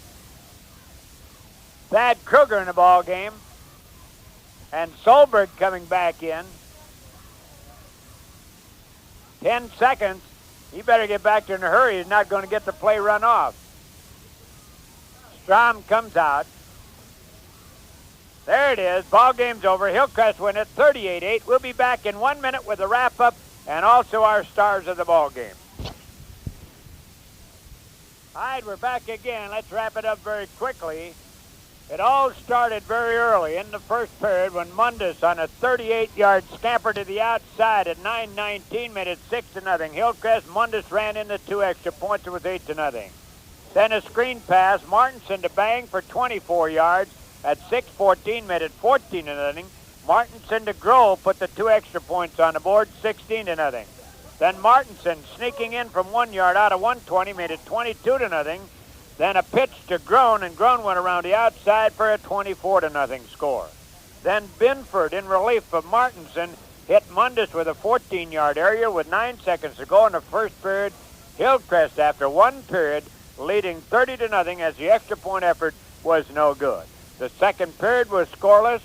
The third period, Mundus from 2 yards out at 9:25 made it 36-0. The extra point effort no good. Then it was a safety on a bad snap on the punt on the part of Martinson of Gary, and it was 38-0. That's the way the third period ended. Then in the fourth period, Holland from 18 yards out at 7:37 made it 38-6. Pass to Sten made it 38-8, and that was the final score. Our stars of the ball game, we see as our number 3 star, a guy who played with a ball club that was outmanned all afternoon. That would be the Gary Bulldogs. We give our number 3 star of the ball game honors to Jeff Hallen of the Gary Bulldogs. He had 95 yards in a losing effort. He did their kickoff. He was great on defense and everything else. Our number 2 star of the ball game goes to Nick Mundus of the Hillcrest Academy Comets, who had a great running afternoon again and a great pass receiving afternoon. He had 78, did you say? At least he had a great afternoon again. He is really an excellent athlete, excellent football player, had 113 yards today. And believe it or not, our top star of the ball game, and this doesn't happen very often, and we feel the guy deserves it. He has played excellent football throughout the year, probably the next to Christensen, the most unsung hero of the ball game. We give it to the center, Rick Nilsson, and that doesn't happen very often. So Rick Nilsson, the Hillcrest Academy Comets, our star of the ball game. For Oats LeGrand, once again, that score here this afternoon, the Hillcrest Academy Comets keeping their record unblemished as they rolled over the Bulldogs of Gary 38-8. Reminder, we'll be at Breckenridge tonight where we'll bring you what should be a tremendous ball game, the Breckenridge Cowboys and the Pelican Rapids Vikings. For Oats LeGrand now from the home of the Big Red Horde at Hillcrest Academy, good afternoon and back to our studio. Thanks, sitting in for Coach Dick Risbrut as we're going to talk about Hillcrest football. And Paul, that ball game yesterday, it started out with Stenjud partially blocking the punt, and from then on it was all Hillcrest as they wrapped to a 30-0 lead at the end of the first period. That's true. We didn't have the scouting report that we would like to have had on Gary. We knew they'd been doing some things pretty good the week before, and so we were rather concerned about them, and we apparently that concern that we as coaches were feeling was rubbing off on the kids because they seemed to come right out and play ball right from the first snap of the ball. Well, that was one thing in talking to Dick before the game that he thought might be a problem, the fact that you had a big win last week against Audubon. The kids might be a little bit flat looking past this one, but certainly they came out and did a great job, and now the way it looks, you staying away from injury and everything, will go into the Rothsay game and the Norman County West game, your last 2 regular season games, in pretty good shape. So in yesterday's ball game, everybody got a chance to play. That's true, and they got to play early. We were getting pretty good field position, in fact, excellent field position in the first quarter there. The first 4 possessions that Gary had were stopped either by partially blocked punts or fumbles or blocked punts or stopping. They went 4th and 1 deep in their own territory and were stopped going right up the middle, which would have to be probably one of our strengths on defense, is trying to stop the middle. And so we were getting the ball in very good field position early and then capitalizing once we got the ball on offense. Yeah, really, you're ahead 8-0, and all of a sudden they've got less than 1 to go for the first down, and they didn't get it deep in their territory. It really surprised me that early in the ball game that they would go for that instead of kicking the ball away. But after seeing their kicking game, I can believe that they could just as well have tried to run it, because their kicking game left a great deal to be desired. Yeah, they were having trouble with the punt, so I guess you can understand that at that point it's worth a chance. Although, I guess you'd have to question, whether they want to run right up the middle where we've got some pretty good personnel. Shades of Gerhard Might, no punt. The old Rothsay coach.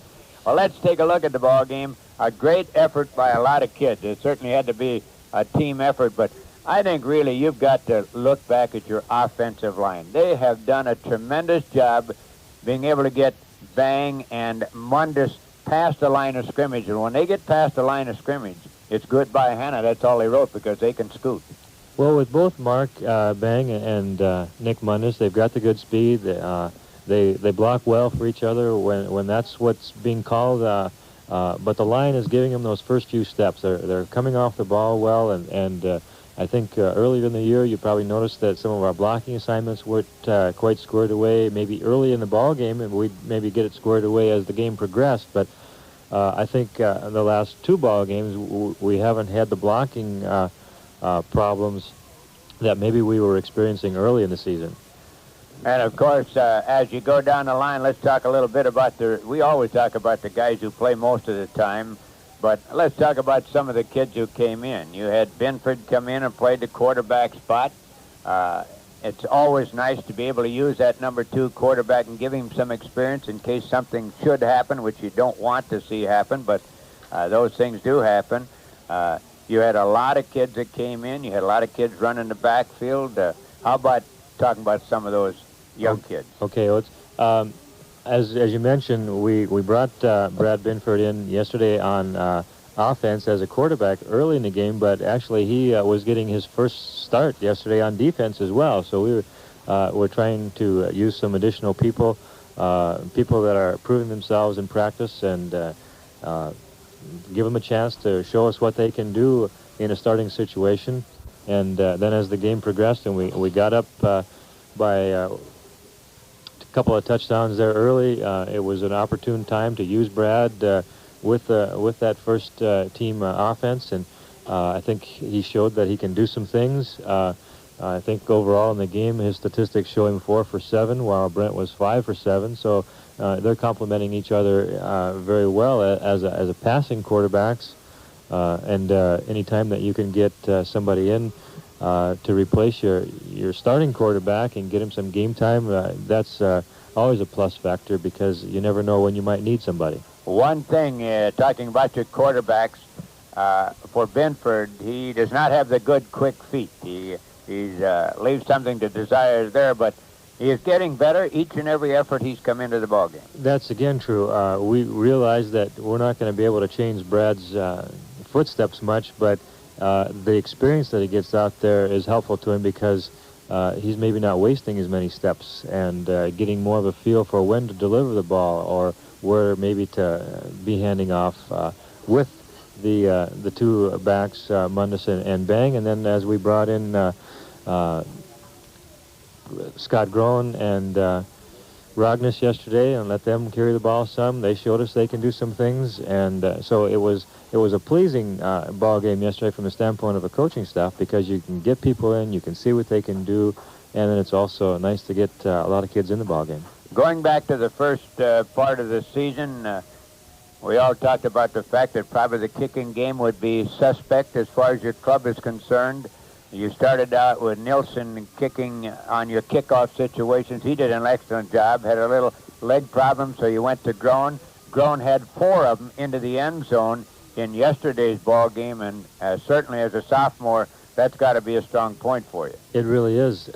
Scott does a fine job kicking for us, and he's been going for on defense for us. He's a sophomore, and so it's nice to get some of those younger guys getting that experience, because you know then that's going to help your program for the next couple of years. But as you mentioned, Nelson started out kicking for us. He hurt his knee a little bit, and it aggravated it when he would kick the ball. And Scott said, let me try it, and away we went with it. And he's kind of held down to the job. And I don't think Rick is going to fight for it, but we know that we could go to Rick if we had to.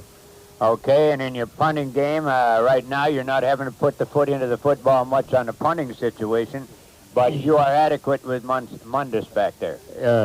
Given that 79-yard kick yesterday, talk about being adequate. Yeah, yesterday, with the younger kids in there, we got pushed back a little bit deep on our own territory. We are on the 1 foot, 1/2 yard line, whatever you want to call it, but we were in a hole. And, the last thing we said to Nick is be sure you get it out of the end zone so they don't, and he's the kind of a kid that he just goes and does whatever he can do, and he's got a lot of talent, but I think yesterday we ended up with a 79.5 yard punt off of it. So his average yesterday, I think, was 50 yards for punting, and that's it really, brought us out of a hole and let the kids that were playing be able to get back in the ball game with some room to work with. Well, all the more remarkable about that 79-yard punt was the fact that he fumbled the snap, took 2 steps to the right, hauled off and kicked it. It went and lit at about the 30-yard line, and took an unbelievable roll to the end zone, 79 yards on the punt. I thought maybe for an instant it was going to drop dead. Well, that he was going to sort of run the ball out of the end zone, but I saw that there wasn't the pursuit coming in, and he realized it as well, and with the good thinking, decided, well, let's punt it then instead of running it and maybe not making it. Okay, yesterday in picking our stars at the ball game, we picked a kid by the name of Holland from Gary. Mr. Everything for him. He ran the ball, he kicked the ball, he did all their tackling. Certainly an excellent football player. Then we made Mundus number 2, and we took one of your unsung kids, Nilsson, the center, and made him our number 1 star. I don't believe he's had a bad snap, really, on the short snaps. He's had 1 on the punt, but other than that, done a good job and a good blocker up in that line, and then plays excellent defense when he comes back the other way. Rick is doing a fine job, pretty steady all the time, so you don't notice him out there as being an exceptional play here or there. But over the whole game, Rick is just in there doing the job, and that's pleasing. You had a good effort with your 3-man front yesterday. Nothing bothered it at all, and you had to expect Gary to come with counters and sweeps, and they got all that fancy stuff going, but when you stay at home, it takes care of it. We knew we'd have to stay home with them because typically they've been the type of ball club that's got some speed. They like to get outside and use it, and this Hallen kid is an excellent runner and good speed.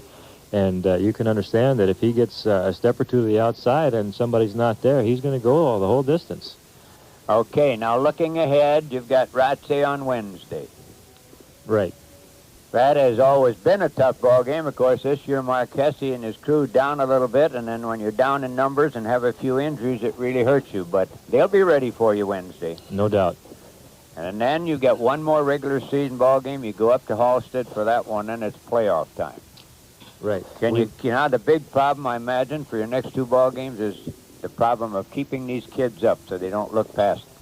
Well, we felt, it was somewhat of a concern even this week after clinching the conference and gaining the playoff berth last week against Audubon.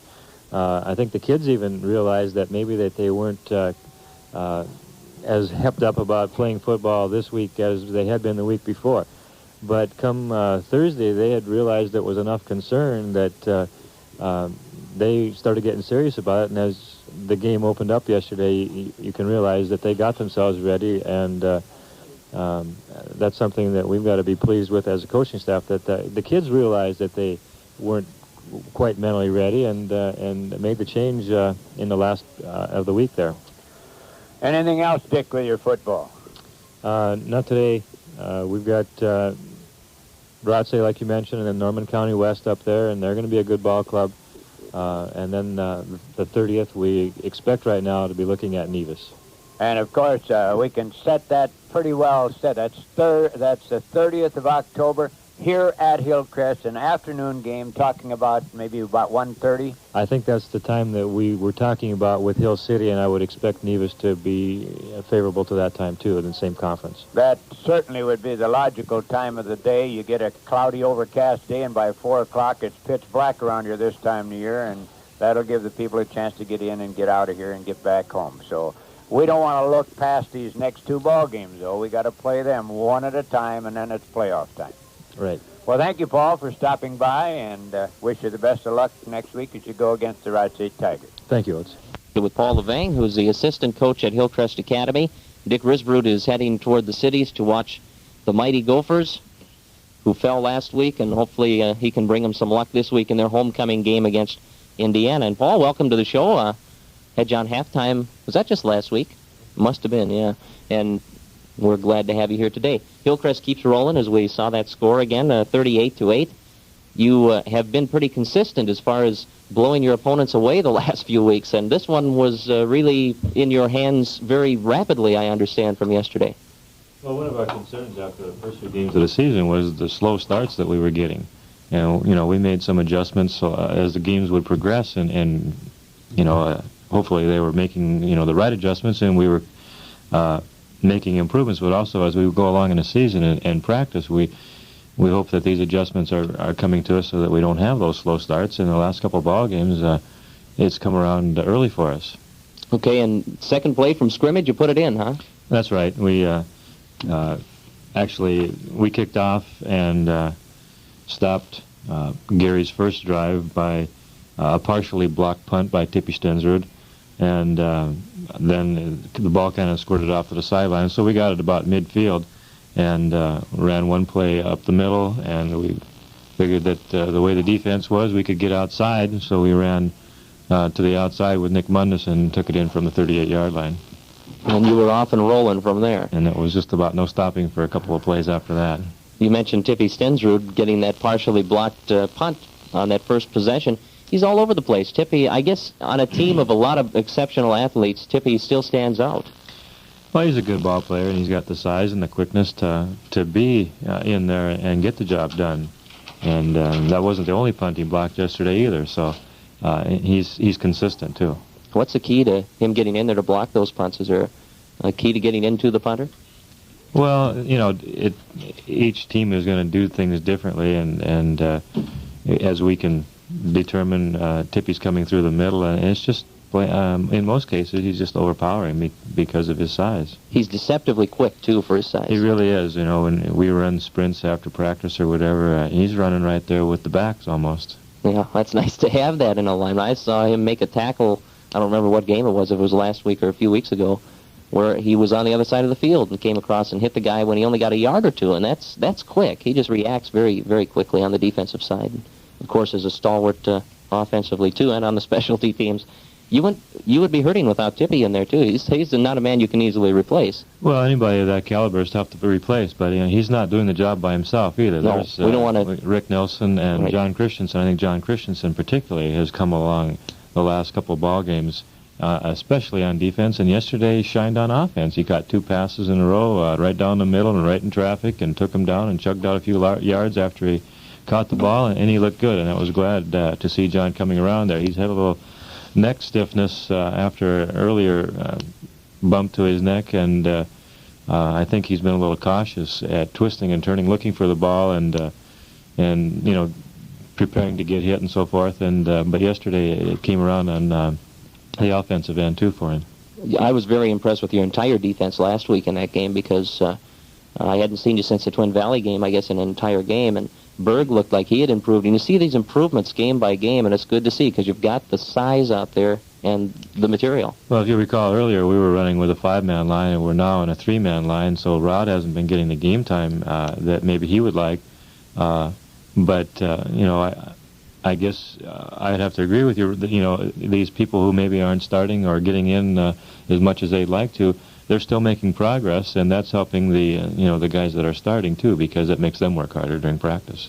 And of course, when you get down to the nitty-gritty here at the playoffs a couple of weeks away, it's nice to have those people to come off the bench and fill in very, very capably. Like you definitely don't lose much, if anything, when you bring somebody in. It's nice to have backup people. I don't think we've got as many backup people. Well, most coaches are always going to say, I wish there were more backup people, but it's nice to have an individual like Rod or a couple other individuals that we can, now as the season has progressed, feel that, yeah, we can use them.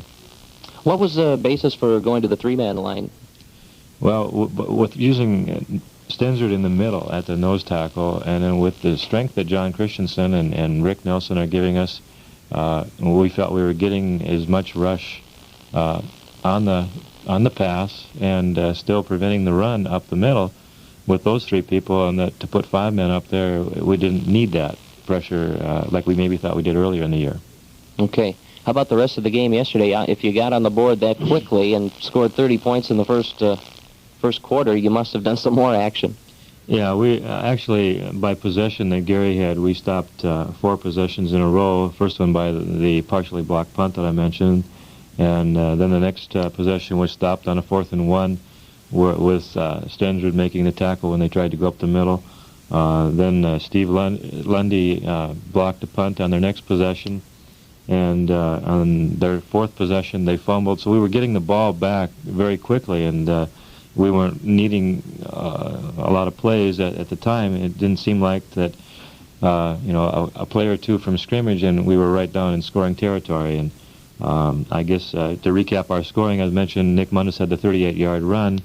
And the second time we got the ball, Mark Bang, a 23-yard pass from Brent Martinson, and then Brent on a 1-yard run after we had a sort of a flanker reverse, brought it down to about the 2-yard line. And then I guess that brings us to what must be 24. Then Nick again on a 15-yard pass. Nick Mundus from Brad Binford this time. We used Brad a little bit, get him some experience at quarterback. Brad's been coming in the second halves at times when we can game situations, and this time we thought we'd use Brad a little bit more and give him opportunity to run with the first unit, so to speak, and he tossed a nice pass to Nick, and we scored off of that. And then later in the game, third quarter, Nick Mundus on a 2-yard run, and then we got a 2-point safety when they missed the snap in the end zone, and the punter alertly tossed it out of the end zone, or kind of scooped it out rather than let us fall on it. So, and that went to Rod Berg. He was putting the pressure on. I always am impressed by looking at the scoring sheet because you get so many different people in the end zone, it seems. You got a number of people you can rely on to take the ball in different ways. Well, that's one of the things that we've been, fortunate with this year. I don't think that we necessarily felt it was going to be that way as the season began, but different people are scoring for us, and that's, I guess, a plus to the kids and us as a coaching staff, because we don't have to rely on any one individual each game, and it makes it a little bit more diversified for other teams who are, anticipating what they might be able to do against us. Martinson was particularly impressive last week to me, very accurate with his passes, getting the time to throw, and that's important, but throwing the ball well, and that's something he's had a little trouble with, and yesterday it looks like he did pretty well again. Yesterday he was 5 for 7, 82 yards, and we feel, the key to it, and we've been talking about it even before the Audubon game, that we felt he was taking too long in setting up and trying to buy extra time that we felt he didn't need. And by releasing sooner, it's improved his accuracy, and we've completed a lot more passes in the last two games than we did in maybe the first 4. field position must have been very good for you, too, with those block punts and stopping the drives. You had to have the commanding position. Yeah, you get the ball on a block punter like that and a fumble or whatever, and it takes a little punch out of the other team, and, the sooner you can score, the more punch it takes out. And so things were going our way early and just kept on rolling. Okay. Any other aspects of yesterday's game you'd like to touch on? Well, we had, like I mentioned, Brad Binford was in, and we started him on defense yesterday for the first time. Then early in the game, I suppose there were a couple minutes left in the first quarter when he came in and started working at quarterback, and he was 4 for 7 yesterday in the passing department too. So it's nice to see the kids that were not getting as much game time doing well for us. And then as the game progressed, we were able to play lots of people yesterday, and that's a good experience for the kids. Time too. After next week, we got Rothsay, so we're going Wednesday, and then the following Tuesday. So the games are going to be coming quicker for us too. So 2 games in 11 days coming up, and it's nice, like you said, to get everybody in the lineup like yesterday, because it's a winning season, and the guys like to feel like they're a little part of that, and you're getting them in there, and they can feel that way.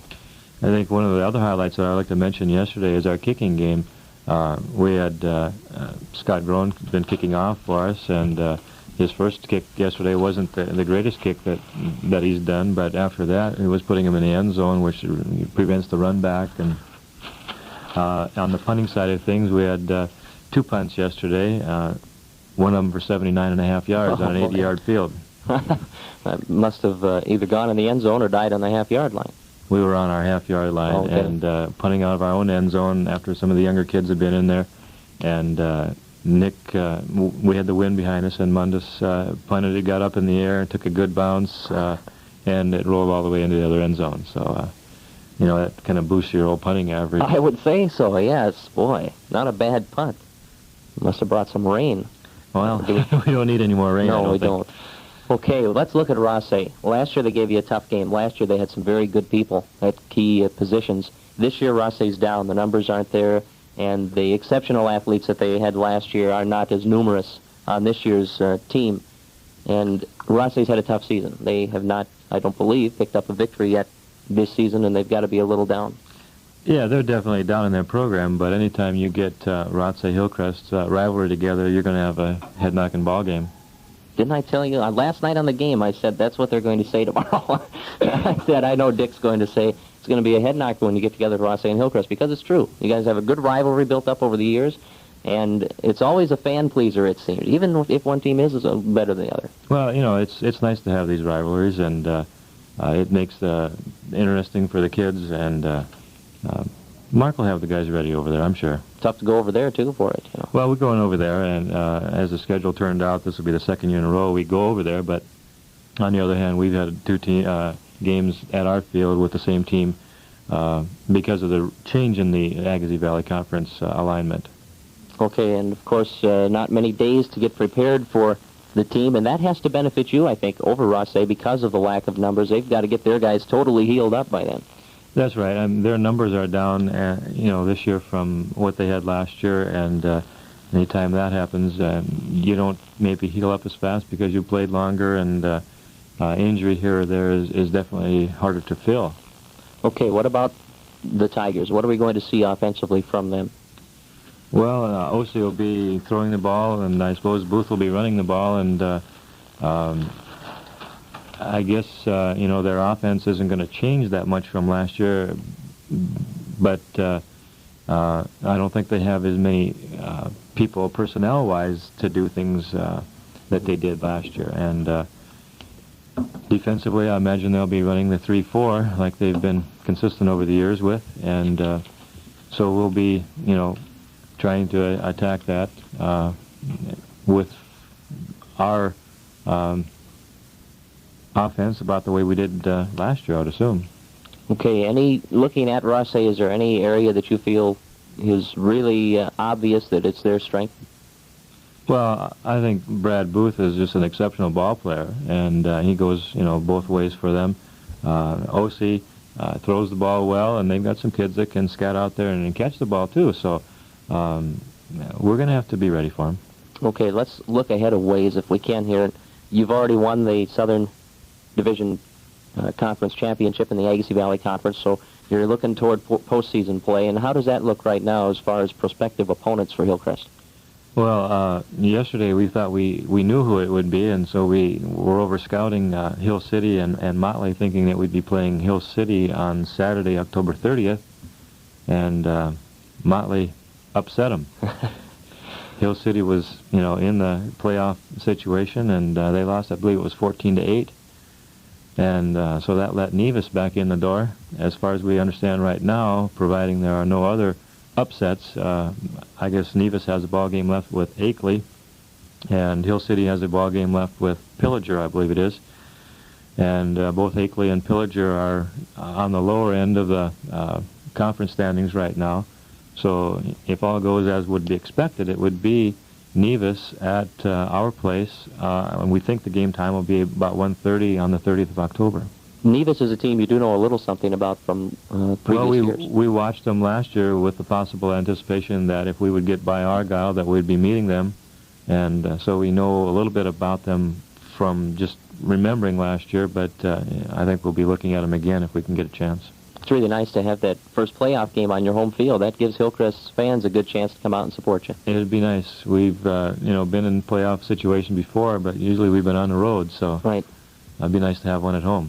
Okay, and will that home field advantage stand for longer than that if you do continue to win, or will it go to neutral fields then? It rotates, and as the State High School League has set up, it's a north, south, and east-west type rotation, and if we would be fortunate enough to win on the 30th, I believe we'd be on the road the second week. Okay, and one more thing, this time of year with the playoffs approaching, you always worry about some types of injuries. Did you come out of yesterday's game without any? As far as I know, there's not anything more than just the regular bumps and bruises from a football game. I wasn't aware of any injuries of, sprains, breaks, or aches beyond the normal after yesterday's ball game. It's been a good year for staying away from them. We've been very fortunate this year. Okay, Paul. Anything else you'd like to mention this morning? I don't believe so. Thank you. Okay, thanks for coming in. Appreciate it. Paul Levang, assistant coach at Hillcrest Academy, and we'll be back to talk some more football with Don Stuvey of the Otters after this.